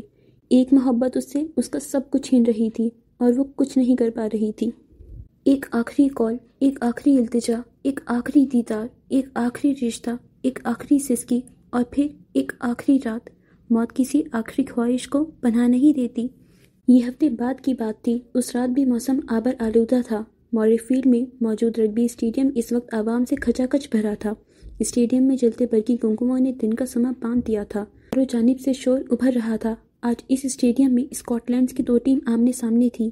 ایک ایڈنبرگ کی ٹیم جس میں ولیم تھا۔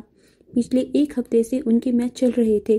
آج فائنل تھا۔ فائنل میں ولیم کی ٹیم پہنچ چکی تھی، جبکہ دوسری ٹیم گلاسگو سے آئی تھی۔ یہ بہترین موقع تھا ان سب کے پاس نیشنل ٹیم میں جانے کا۔ ولیم اپنی پوری ہمت لگا رہا تھا۔ اس کا جسم پسینے سے شرابور تھا۔ ماتھے پر بندی پٹی پر گرتے بال اور سرخ چہرہ لیے وہ صرف جیتنے آیا تھا۔ سامان میں رکھا فون کب سے بج رہا تھا۔ نینسی کا نمبر جگمگا رہا تھا۔ نینسی اس کی ناراضگی کی وجہ سے میچ دیکھنے بھی نہیں آئی تھی اور یہ بات ولیم کو غصہ دلا رہی تھی، اور اس کا یہ غصہ اسے مزید جنونی بنا رہا تھا۔ وہ رگبی کو اپنا جنون بنا چکا تھا اور اس لیے اب جنونی بنا کھیل رہا تھا۔ جب بریک ٹائم ہوا تو وہ اپنے سامان تک آیا۔ نینسی کی کئی کالز تھیں۔ ایک پل کو وہ اسے فون کرنے لگا، پر اگلے ہی پل اس کے ہاتھ رک گئے۔ اس نے جبڑے بھیجتے فون واپس رکھ دیا۔ بادل زور سے گرجے اور ٹپ ٹپ بارش برسنے لگی۔ یہ آخری راؤنڈ تھا۔ دونوں ٹیمز اب تک اسکور کے معاملے میں برابر چل رہی تھیں۔ ایک سیٹی بجی اور آخری راؤنڈ شروع ہوا۔ بال پکڑے ولیم کی ٹیم کے کچھ لڑکے ادھر ادھر بھاگتے دکھائی دیے۔ ولیم چوکنا کھڑا تھا۔ بال نیل کے ہاتھ میں تھی۔ "ولیم"، وہ زور سے چلایا۔ وقت جیسے رک گیا۔ شور کرتا اسٹیڈیم ساکت ہوا۔ نیل نے اسے پکارتے بال اس کے جانب پھینکا۔ ٹپ ٹپ کرتا پانی اب ولیم کے بالوں سے بھی ٹپک رہا تھا۔ گہرے سانس لیتا ولیم اچھلا اور اس نے بال کو تھام لیا۔ وقت پھر سے چل پڑا۔ شور کی آواز ابھری۔ اب وہ بال کو تھامے بھاگ رہا تھا۔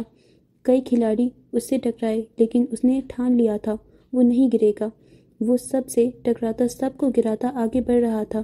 وہ ان گول ایریا میں بڑھ رہا تھا۔ قریب تھا کہ وہ گول کر دیتا۔ اسے گرا لیا گیا۔ وہ سب اس پر جھک گئے۔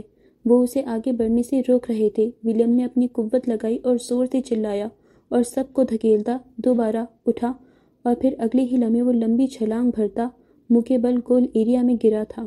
لوگ منہ کھولے اسے دیکھ رہے تھے۔ پل بھر کو شور مدھم ہوا اور اس کے گول کرتے ہی پورا اسٹیڈیم گونج گیا۔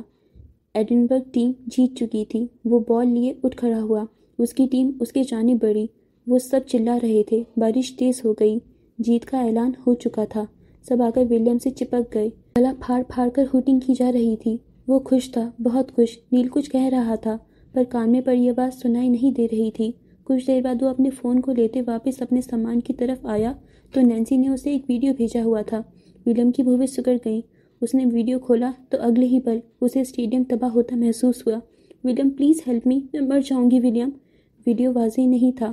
وہ جنگل میں تھی، ان کے فیورٹ اسپاٹ پر۔ وہ خوفزدہ تھی، وہ رو رہی تھی۔ ولیم نے بے ساختہ چاروں جانب دیکھا۔ اس کی ٹیم اب لائن بنائے آگے بڑھ رہی تھی۔ انہیں ٹرافی ملنی تھی۔ وہ لڑکھڑا گیا۔ شور ساکت ہوا۔ کچھ غلط ہونے کا احساس ہوا۔ تب سلو موشن میں چلا گیا۔ اس نے پھر سے ویڈیو چلایا۔ "Please help me William". وہ اس سے ہی مخاطب تھی۔ کانچ کے مانند کچھ ٹوٹا اور اگلے ہی پل ولیم نے خود کو بھاگتے ہوئے پایا۔ بارش تیز ہو گئی تھی۔ "ولیم کہاں جا رہے ہو؟" نیل نے اسے پکارا۔ لوگ اسے دیکھ رہے تھے، پر ولیم کو یاد رہا تو اتنا کہ نینسی مصیبت میں تھی۔ सरपट भाग रहा था। नील पहले उसे देखता रहा, फिर वो भी सब छोड़ छाड़ कर उसके पीछे लपका। 10 मिनट लगे थे उसे अपनी मखसूस जगह पहुंचने में, और वहां पहुंचते ही वो मुंह के बल गिरा। नील उसके पीछे था। विलियम की आंखें हैरत और खौफ से फट गईं। रात के इस पहर तेज बरसती बारिश जंगल में वाज़ेह सुनाई दे रही थी। वो गिरा, फिर उसने उठने की कोशिश की, पर अगले ही पल वो फिर से गिर गया। उसकी आंखें वहशत से फट रही थीं। ऐन सामने जहां उनके हैमक लगे थे, वहां बीचों बीच नैन्सी की लाश झूल रही थी। दरख्त के मोटे तने से बंधी रस्सी नैन्सी के गले में थी। उसकी गर्दन एक जानिब ढलकी हुई थी। नील जैसे ही वहां पहुंचा, वो नैन्सी को देखकर गिरते गिरते बचा। उसने बेसाख्ता मुंह पर हाथ रख लिए। वो बरकी कुमकुमे जो नैन्सी और विलियम ने वहां लगाए थे वो जल रहे थे, और उनके दरमियान झूलती नैन्सी की लाश वाज़ेह थी। No, Nancy! विलियम को जैसे ही होश आया, वो तड़प कर उसके जानिब भागा। उसने करीब जाकर नैन्सी की लटकी जिस्म को थाम लिया। वो उसे टांगों से थामे सहारा देने की कोशिश कर रहा था। नैन्सी! No, Nancy! वो बेतरह चिल्ला रहा था। उसकी हालत बिगड़ गई थी। ऐसा तो उसने कभी ख्वाब में भी नहीं सोचा था। को जैसे होश आया तो वो जल्दी से आगे बढ़ा और नीचे गिरा मेज सीधा करके रखा। फिर तेजी से ऊपर चढ़ा और अब नैन्सी के गले से रस्सी खोल रहा था। अगले चंद लम्हों में उसे नीचे उतार लिया गया। विलियम के बाजुओं में झूल गई। नील अब एम्बुलेंस को फ़ोन कर रहा था। उसने साथ ही पुलिस को फ़ोन किया। नैन्सी प्लीज़ आंखें खोलो, प्लीज़ नैन्सी। वो अब उसका गाल थपथपा रहा था। उसका चेहरा जर्द पड़ चुका था। वो मुर्दा थी और मुर्दा ही लग रही थी। कुंडलियों तक आता वो सिल्क का स्लीवलेस गाउन उसका नाइट ड्रेस था जो गीला होकर जिस्म से चिपक गया था। उसके सुनहरी बालों से पानी टपक रहा था। नील ने विलियम के करीब बैठते नैन्सी की नब्ज को छुआ। वो साकित थी। फिर गर्दन से छुआ। वहाँ जिंदगी की कोई रमक नहीं थी। विलियम, वो मर चुकी है। नील ने उसके कंधे पर हाथ रखा। नहीं, नहीं, नहीं, ऐसा नहीं हो सकता। उसने नैन्सी के मुर्दा वजूद को खुद में खींच लिया। नैन्सी, नैन्सी नहीं मर सकती। चिल्लाया और फिर चिल्लाता गया। रात के इस पहर उसकी चीखों से पूरा जंगल गूंज उठा था। नील उनसे कुछ फासले पर बैठा था। उसे बहुत बड़ा धचका लगा था। कुछ देर बाद एम्बुलेंस की सायरन की आवाज़ गूंज उठी। नदी की जानिब रास्ता निकलता था। वहीं खड़ी थी। पुलिस आ गई थी। मिस्टर जोसेफ आ गए। विलियम, छोड़ दो उसे, वो मर चुकी है। नैन्सी को नहीं छोड़ रहा था। मिस्टर जोसेफ ने आगे बढ़कर उसे थामा। उसके दोनों बाजुओं से नैन्सी के मुर्दा वजूद को निकाल लिया गया। वो उसे अब स्ट्रेचर पर डाल रहे थे। विलियम, मिस्टर जोसेफ ने अपना कोट उतार कर उस पर डाल दिया। वो अब उसका गाल थपथपा रहे थे। Dad, Nancy, dad, dad. वो बोलने की कोशिश कर रहा था, लेकिन अल्फाज साथ नहीं दे रहे थे। नैन्सी की मौत मिस्टर जोसेफ के लिए भी तकलीफ दी थी। मिस्टर जोसेफ ने विलियम को खुद में खींच लिया। ये शायद पहली बार था जब मिस्टर जोसेफ ने उसे गले लगाया था। वो नहीं मर सकती डैड, वो ऐसे नहीं मर सकती।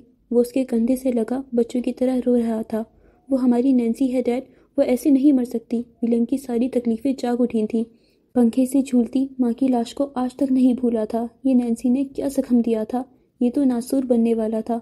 मिस्टर जोसेफ, पोस्टमार्टम के लिए आपको हमारे साथ हॉस्पिटल चलना पड़ेगा। अकब से उन्हें पुकारा गया। नील आगे बढ़ाया। उसने विलियम को थाम लिया। मिस्टर जोसेफ अब कुछ फासले पर खड़े पुलिस अहलकारों से बात कर रहे थे। वो नैन्सी का पोस्टमार्टम नहीं चाहते थे। वो नहीं चाहते थे बात मजीद फैले। पहले ही ये खबर जंगल की आग की तरह फैलने वाली थी कि जोसेफ पैटरसन की भांजी ने खुदकुशी कर ली। Are you sure? हो सकता है ये कत्ल हो, और आपकी भांजी पहले से यहाँ आकर खुदकुशी क्यों करेगी? पुलिस अहलकार तफ्तीशी अंदाज में बोला।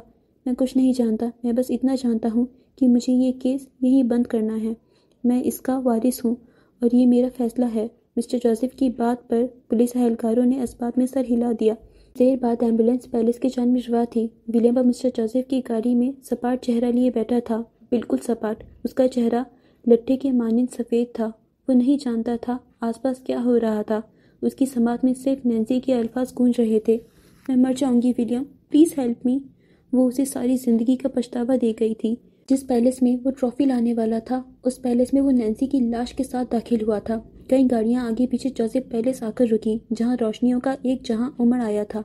हाथ में माइक और कैमरे थामे मीडिया वाले वहां मौजूद थे। शूटिंग जारी थी। धड़ाधड़ तस्वीरें बन रही थीं। पुलिस की कशिश नफरी मौजूद थी। मीडिया को पैलेस से दूर रखने की कोशिश की जा रही थी। जोसेफ पैटरसन शहर की एक मौजूद शख्सियत थे। उनके घर ये हादसा हुआ था और ये अगले कई दिन हेडलाइन बनने वाली थी। ولیم کو جس قدر کیمرے کی فلیش لائٹ سے نفرت تھی، اس وقت اتنے ہی کیمروں کی زد میں تھا۔ نینسی کو ایمبولینس سے نکال کر اسٹریچر پر ڈالا گیا اور پھر اسے پیلس کے اندر لے جایا گیا۔ ولیم، ہوش میں آؤ، اسے بدبنے دیکھ کر نیل نے پکارا۔ وہ اسے اندر لے جا رہا تھا۔ جوزف کے سیکرٹری آ گئے تھے۔ نینی اور نسا اسٹریچر پر پڑی نینسی کی لاش کو دیکھ کر پھوٹ پھوٹ کر رو دی تھیں۔ وہ 22 سالہ لڑکی یوں چھوڑ جائے گی کسی نے نہیں سوچا تھا۔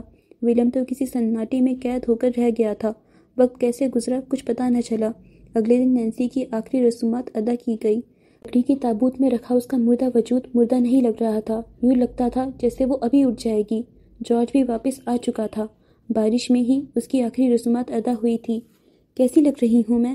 نینسی کا تابوت اب قبر میں رکھا جا رہا تھا۔ یہاں کپڑے پہنے سب لوگ سیاہ چھاتیں پکڑے کھڑے تھے۔ ولیم بھیگ گیا تھا۔ جارج اسے بارش سے بچانے کی کوشش کر رہا تھا، پر اسے کوئی پرواہ نہیں تھی۔ عقب سے ابھرتی آواز پر ولیم نے رخ موڑ کر دیکھا۔ سفید گاؤن پہنے وہ اس کے قریب ہی کھڑی تھی۔ دیکھو، میں اپنے آخری لمحوں میں بھی حسین لگ رہی ہوں نا؟ وہ حیرت سے آنکھیں پھاڑ کر اسے دیکھتا گیا۔ تمہیں کیا لگا تھا میں تمہیں چھوڑ جاؤں گی؟ وہ چہرہ اٹھائے اسے ہی دیکھ رہی تھی۔ براؤن بالوں والی نینسی اب اس کے ساتھ کھڑی تھی۔ اسے ہیلوسینیشن ہوتے تھے۔ ہر بڑا حادثہ اسے اس بیماری کے قریب کر دیتا تھا، اور ایک بار پھر سے اس بیماری کا آغاز ہو چکا تھا۔ ایک طرف نینسی کی قبر پر مٹی ڈالی جا رہی تھی اور دوسری طرف وہ اس کے سامنے مجسم تھی۔ کئی کیمرے اس منظر کو قید کر رہے تھے۔ قدرتی بات ہے، جب انسان کے ساتھ کوئی حادثہ ہوتا ہے تو وہ پہلے کئی دن صدمے میں گزارتا ہے۔ ولیم بھی صدمے میں تھا۔ پہلے 15 دن وہ کمرے سے ہی نہیں نکلا۔ نکلتا تو نینسی کی قبر پر چلا جاتا۔ اسے رجنی سے نفرت ہو گئی تھی، جس کی وجہ سے وہ نینسی کا فون نہیں اٹھا پایا تھا۔ اسے خود سے نفرت ہو رہی تھی کہ اس نے نینسی کو اکیلے چھوڑ دیا تھا، اور جوزف پیلس پر تو موت جیسی خاموشی چھا گئی تھی۔ نینی ٹوٹ گئی تھی، جبکہ نسا خوفزدہ تھی۔ جارج واپس جا چکا تھا۔ مسٹر جوزف خاموش تھے۔ نینسی کی موت کی وجہ سے ان پر کئی سوال، کئی انگلیاں اٹھی تھیں۔ کوئی اسے خودکشی کہہ رہا تھا تو کوئی اسے قتل۔ جتنے منہ اتنی باتیں تھیں، اور مسٹر جوزف نے اس سلسلے میں ابھی تک کوئی بیان نہیں دیا تھا۔ میڈیا ان کے بیان کا انتظار کر رہا تھا۔ اس وقت وہ اسٹڈی روم میں تھے جب ولیم کمرے کا دروازہ کھولتے اندر داخل ہوا۔ اس نے اجازت لینا بھی ضروری نہیں سمجھا تھا۔ وہ آج دن میں نینسی کی بھیجی ویڈیو کو دوبارہ دیکھ رہا تھا۔ جب اسے نینسی کے موبائل کا خیال آیا، اس نے سب سے پہلے جارج کو فون کیا۔ نینسی کا موبائل تمہارے پاس ہے؟ کون سا موبائل؟ وہ حیران ہوا۔ اس کے پاس ایک ہی موبائل تھا جارج، فیکٹری نہیں تھی۔ کس قدر چبا چبا کر کہا گیا۔ مجھے نہیں پتا، میں نے اس کا موبائل نہیں دیکھا۔ شاید ڈیڈ کے پاس۔ وہ اس کی بات پوری سنے بنا فون بند کر چکا تھا اور اب مسٹر جوزف کے سامنے موجود تھا۔ نینسی کا فون آپ کے پاس ہے؟ کس قدر روکھے انداز میں پوچھا گیا۔ مسٹر جوزف نے کنکھیوں سے اسے دیکھا۔ شکن زدہ ٹی شرٹ، بگڑے بال اور لوٹا پٹا سا ہولیا۔ پھر انہوں نے گہرا سانس لے کر خود کو پرسکون رکھنے کی کوشش کی، کیونکہ وہ جانتے تھے ولیم آیا تھا تو اب سلگا کر جاتا۔ کس فون کی بات کر رہے ہو؟ انہوں نے اپنی جھولتی کرسی کو روک کر الٹا سوال کیا۔ For God sake dad, Nancy کے پاس ایک ہی فون تھا، وہی چاہیے مجھے۔ اس کے کمرے میں دیکھو، نسا سے پوچھو میں اس کا فون کیوں لوں گا؟ انہوں نے نرم لہجے میں جواب دیا۔ وہ جانتے تھے ولیم کن احساسات سے گزر رہا تھا، اس لیے وہ کوئی سختی نہیں چاہتے تھے۔ فون اس کے کمرے میں کیسے ہوگا؟ فون تو وہیں تھا، جنگل میں، اس نے مرنے سے پہلے۔ وہ بولتے بولتے رک گیا، ہونٹ پیوست کر لیے۔ سینے کے مقام پر جلن سا احساس ہوا۔ تکلیف بڑھ گئی۔ کتنا مشکل تھا اس کے لیے موت کا لفظ استعمال کرنا۔ اس نے بے ساختہ اپنے چہرے پر ہاتھ پھیرا۔ مسٹر جوزف اسے گہری نظروں سے دیکھتے رہے۔ اس نے مجھے کالز کی تھی، اس نے ویڈیو بھیجی تھی، وہ اسی جگہ تھی، پر فون کیسے گھر ہو سکتا ہے؟ وہ الجھا ہوا تھا۔ مسٹر جوزف کی کشادہ پیشانی پر شکنیں ابھریں۔ لیکن کسی کو کوئی فون نہیں ملا، پولیس والوں کو بھی نہیں۔ ویسے بھی یہ کیس میں مکمل طور پر بند کروا چکا ہوں۔ تم کیا چاہتے ہو اب؟ مسٹر جوزف کی ٹھنڈے لہجے پر ولیم نے افسوس سے انہیں دیکھا۔ ڈیڈ، آپ نینسی کے ساتھ ایسا کیسے کر سکتے ہیں؟ وہ ضبط سے چلایا۔ کتھئی آنکھیں لہو ٹپکا رہی تھیں۔ اس کا بس نہیں چل رہا تھا وہ دنیا کو آگ لگا دے۔ جو اس نے ہمارے ساتھ کیا وہ کیا تھا؟ مسٹر جوزف زخمی تھے۔ نینسی کی اس موت نے ان کی بھی کئی زخم ادھیڑ دیے تھے، پر وہ محسوس نہیں کروانا چاہتے تھے۔ ڈیڈ، وہ خودکشی نہیں کر سکتی، ولیم نے دہائی دی۔ مسٹر جوزف کرسی سے اٹھ کھڑے ہوئے۔ پینٹ کی جیبوں میں ہاتھ ڈالتے وہ ولیم کے عین سامنے آ کھڑے ہوئے۔ اپنی سیاہ آنکھیں ولیم کی کتھئی آنکھوں میں کاٹ دیں۔ تو پھر یہ بات مان لو کہ میں نے اس کا خون کیا ہے، کیونکہ تیسرا آپشن نہیں بچتا۔ وہ خون جمع دینے والے سرد لہجے میں بولے۔ ولیم پل بھر کو ساکت ہوا۔ ان کی ساکھ کو نقصان پہنچا تھا، یہ وہی جانتے تھے۔ عجیب و غریب باتیں بن رہی تھیں، یہاں تک کہ کہا جا رہا تھا کہ ولیم اور نسا ایک دوسرے کو پسند کرتے تھے اور مسٹر جوزف ان کے رشتے کے لیے نہیں مانے، اس لیے نینسی نے خودکشی کر لی۔ اب وہ کتنوں کے منہ پکڑتے۔ میڈیا کئی دنوں سے جوزف پیٹرسن پر خبریں چھاپ کر کمائی کر رہا تھا۔ ولیم لب پیچھے انہیں دیکھتا رہا اور پھر پلٹ گیا۔ اس نے نینی اور نسا سے فون کا پوچھا، اس نے نیل سے پوچھا، اسے بھی وہاں کوئی فون نہیں ملا تھا۔ پھر وہ پولیس اسٹیشن گیا۔ دیکھیں، ہمیں جایو کو پر کچھ نہیں ملا، ہمیں مسٹر جوزف نے کیس وہیں بند کرنے کا کہا تھا۔ نینسی کا تو پوسٹ مارٹم بھی نہیں ہوا تو ہم کچھ نہیں کر سکتے۔ اسے وہاں سے بھی صاف صاف جواب ملا، اگر پوسٹ مارٹم ہوتا، کیس کی تحقیقات ہوتی تو کچھ پتہ بھی چلتا۔ اگر فون کسی کے پاس بھی نہیں تھا تو فون گیا کہاں تھا؟ اس نے اپنا سر پیٹ لیا۔ کچھ دیر بعد وہ نیل کے سامنے اس کے گھر میں بیٹھا تھا۔ مجھے سمجھ نہیں آ رہا، فون آسمان کھا گیا یا زمین نکل گئی؟ وہ ہاتھوں میں چہرہ گرائے بیٹھا تھا۔ میں جانتا ہوں یہ بہت بڑا حادثہ ہے ولیم، پر اس سے باہر نکلنے کی کوشش کرو۔ نینسی اس وقت جن حالات سے گزر رہی تھی، شاید وہ کسی ایک کا انتخاب نہیں کر پائی، اس لیے نیل نے دانستہ بات ادھوری چھوڑ دی۔ میرا دل نہیں مانتا نیل، نینسی ایسی لڑکی نہیں تھی جو خودکشی کر لے۔ پھر وہ مجھے ویڈیو کیوں بھیجتی؟ مجھے کچھ نہیں سمجھ آ رہا۔ سر میں درد کی ٹیسیں اٹھ رہی تھیں۔ نیل اسے تعصب سے دیکھتا رہا۔ اس کی پڑھائی، اس کا رگبی، سب بیچ میں ہی رہ گیا تھا۔ نینسی اسے توڑ پھوڑ کر گئی تھی۔ کئی لمحے خاموشی کی نظر ہوئے، پھر ولیم چونک کر سیدھا ہو بیٹھا۔ اب وہ اپنے فون میں ایک نمبر ڈھونڈ رہا تھا، وہی نمبر جو اس نے نینسی کے فون سے لیا تھا، جو بقول نینسی کے احمد کا نمبر تھا۔ وہ اب نمبر ملا رہا تھا جو بن جا رہا تھا۔ وہ اب کمرے میں دائیں بائیں چکر لگانے لگا۔ مجھے اس نمبر کا ڈیٹا نکلوانا ہے۔ پھر اس کی پریڈ رک گئی۔ وہ نیل کی طرف متوجہ ہوا۔ میں جانتا ہوں ایک ایسے لڑکے کو جو ہماری مدد کر سکتا ہے۔ کچھ دیر بعد وہ ولیم کی سینوریٹا میں بیٹھے اس لڑکے سے ملنے جا رہے تھے۔ گھنٹے بعد انہوں نے جو ڈیٹا ملا تھا وہ ایک 60 سال کے آدمی کا تھا۔ اس کا پتہ لے کر وہ اب اس کے گھر جا رہے تھے۔ یہ ایک قصبے کا پتہ تھا جہاں وہ شخص اپنے چھوٹے سے گھر کے ملیکہ لان میں لگے پودوں کو پانی دے رہا تھا۔ ولیم گاڑی سے نکلتا اسی کے جانب بڑھا۔ مسٹر پیٹر آپ ہی ہیں؟ وہ اب اپنے سامنے کھڑے آدمی سے سوال کر رہا تھا۔ جی، اس کے جواب دینے کی دیر تھی کہ ولیم نے اس کا گریبان پکڑ لیا۔ وہ آدمی اس کی افتاد پر گھبرا گیا۔ کون ہو تم؟ کیا چاہتے ہو؟ وہ وحشت زدہ بولا۔ نیل لپک کر ولیم کی جانب بڑھا اور اس سے آدمی کا گریبان چھڑایا۔ نیل جانتا تھا ولیم بارود کی طرح کہیں بھی پھٹ سکتا تھا، اس لیے اس نے خود ہی اپنا موبائل اس آدمی کے سامنے کیا۔ یہ تمہارا نمبر ہے؟ ہاں، یہ میرا ہی ہے، آدمی نے اپنا سانس بحال کرتے جواب دیا۔ اس کی ہاں پر ولیم اس کی جانب مارنے کو لپکا، جبکہ نیل نے اس کے راستے میں حائل ہوتے اسے روکا۔ پانی کا پائپ اس آدمی کے ہاتھ سے چھوٹ کر گر گیا تھا۔ یہ بند کیوں ہے؟ کیا تم کسی نینسی کو جانتے ہو؟ میرا فون ہسپتال میں چوری ہو گیا تھا، میں نے اس کی رپورٹ بھی درج کروائی تھی۔ ہسپتال میں مجھ سے 7 والے مریض نے مانگا تھا، میں نے دے دیا، پر وہ واپس ہی نہیں آیا۔ وہ ولیم کو دیکھتے خوفزدہ سا کہتا گیا۔ اس کی بات سن کر نیل نے اس بات میں سر ہلا دیا۔ ٹھیک ہے، تکلیف کے لیے معذرت۔ نیل اب ولیم کو کھینچ کر گاڑی کی جانب بڑھا رہا تھا۔ کیا ہو گیا ہے تمہیں ولیم؟ تم ایسے تو نہیں تھے، ریلیکسڈ رہو۔ جوش سے کام لوگے تو تم کبھی نہیں جان پاؤ گے کہ حقیقت کیا ہے، اس لیے تھوڑا صبر کرو۔ وہ نیل جسے ولیم بدھو کہتا تھا، وہ اس وقت سمجھدار لگ رہا تھا۔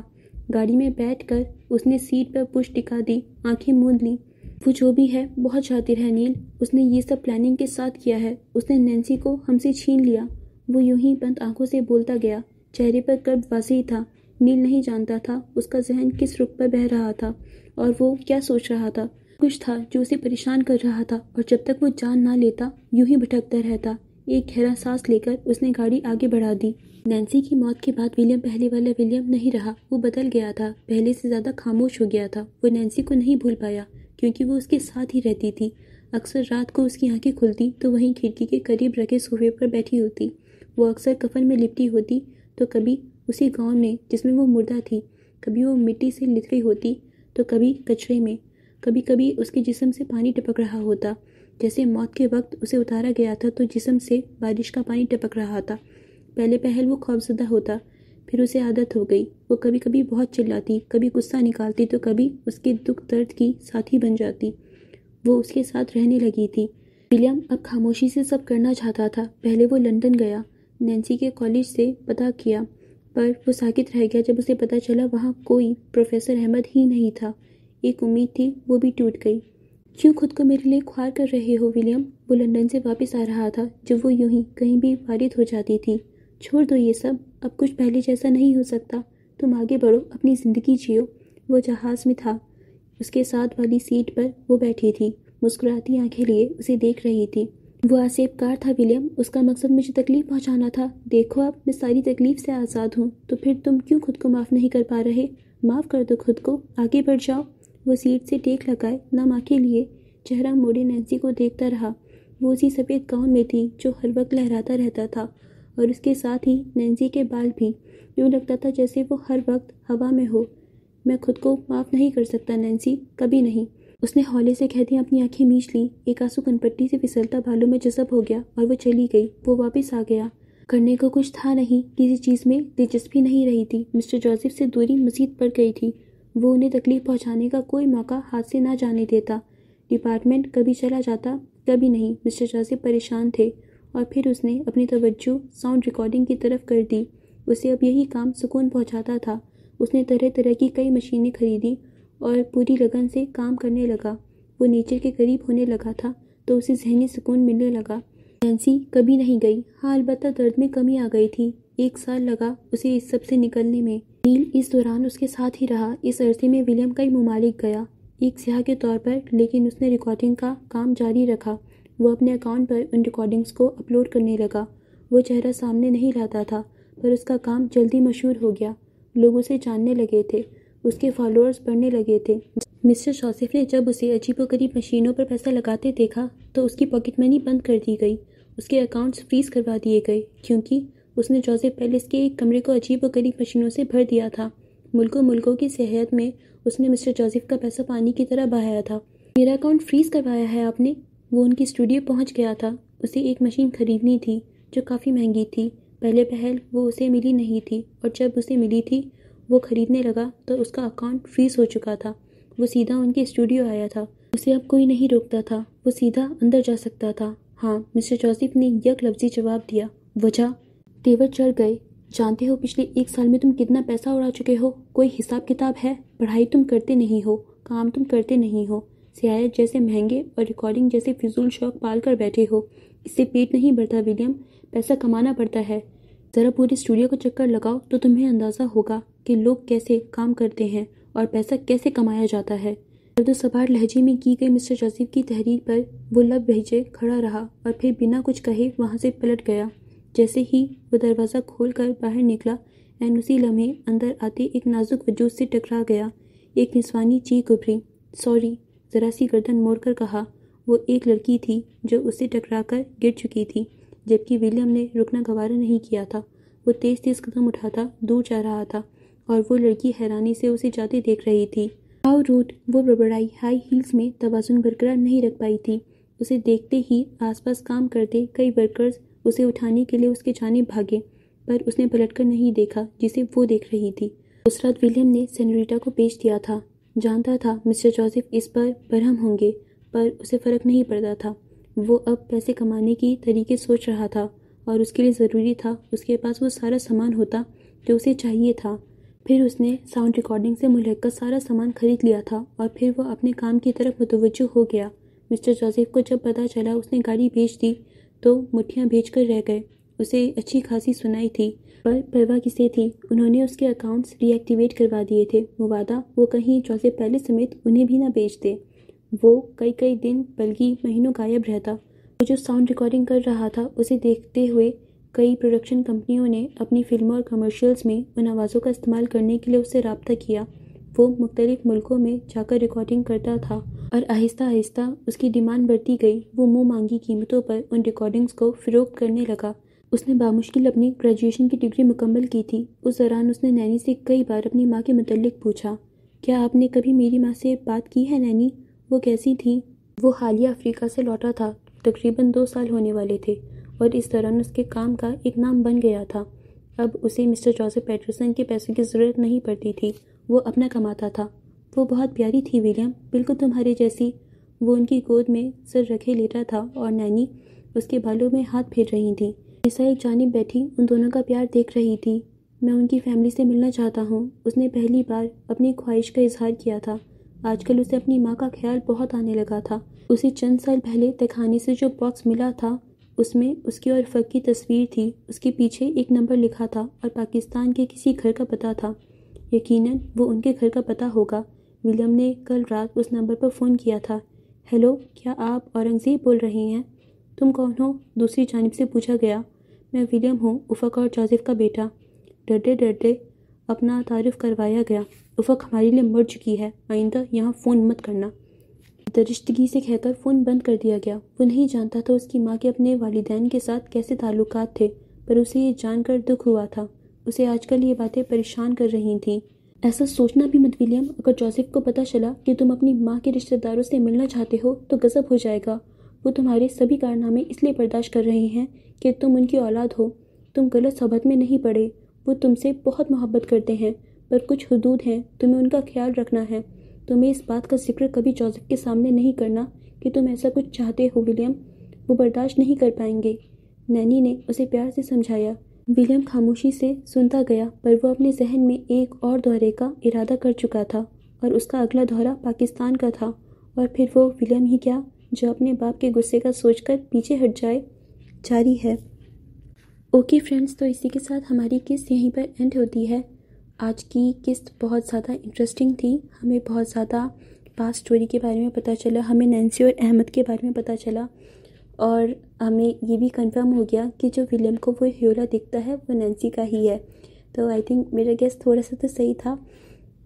ابھی جو ہماری اسٹوری چل رہی ہے وہ تھوڑی سی کمپلیکیٹڈ سی چل رہی ہے۔ مطلب دیکھیں نا آپ کہ ولیم کی ماما نے بھی خودکشی کی اینڈ دین نینسی نے بھی خودکشی کی، تو تھوڑا سا یہ سملر سا نہیں لگ رہا، مطلب سملیرٹیز جو ہوں کہ ایسا کیوں بار بار دکھا رہے ہیں۔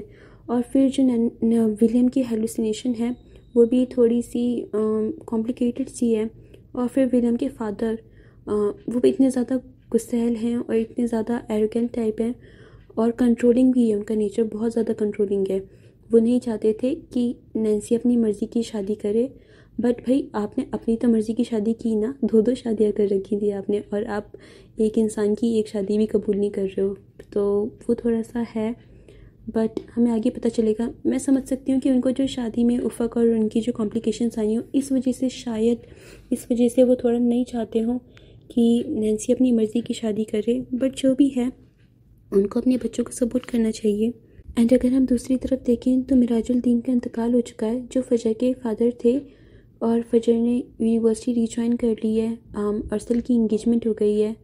بہت ساری اسٹوریز ہیں۔ میں چاہتی ہوں یار جلدی سے فجر اور ولیم ملیں، بٹ نہیں ہو رہا ابھی، مجھے لگتا ہے اس میں کافی ٹائم لگے گا۔ تو دعا کریں یار جلدی سے فجر اور ولی ملیں، ان کی لو اسٹوری بھی شروع ہو، یہ فلیش بیک سے تھوڑا ہم آگے بڑھیں۔ اور آپ بتائیے گا کہ آپ کو ناول کیسی لگ رہی ہے، آپ کو ہماری نیریشن کیسی لگ رہی ہے، اور آگے کی اسٹوری کو لے کے آپ کا کیا پرسپیکٹیو ہے، آپ کیسے کیا بولتے ہیں، کیا امیجن کر رہے ہو کہ کیا ہو سکتا ہے، اور آپ کی کیا اوپینینس ہیں، تو کامنٹس کے تھرو آپ بتائیے گا۔ سو فرینڈز، اب ہم ملیں گے اگلی قسط میں، تو تب تک کے لیے آپ جلدی سے ہماری یوٹیوب چینل کو سبسکرائب کر لیجئے اینڈ ہمارے انسٹاگرام اکاؤنٹ کو فالو کر لیجئے۔ اینڈ اگر آپ کو ہماری نیریشن پسند آتی ہے تو اسے اپنے فرینڈز اینڈ فیملی کے ساتھ بھی جلدی سے شیئر کر دیجئے۔ سو فرینڈز، ٹیک کیئر، خدا حافظ۔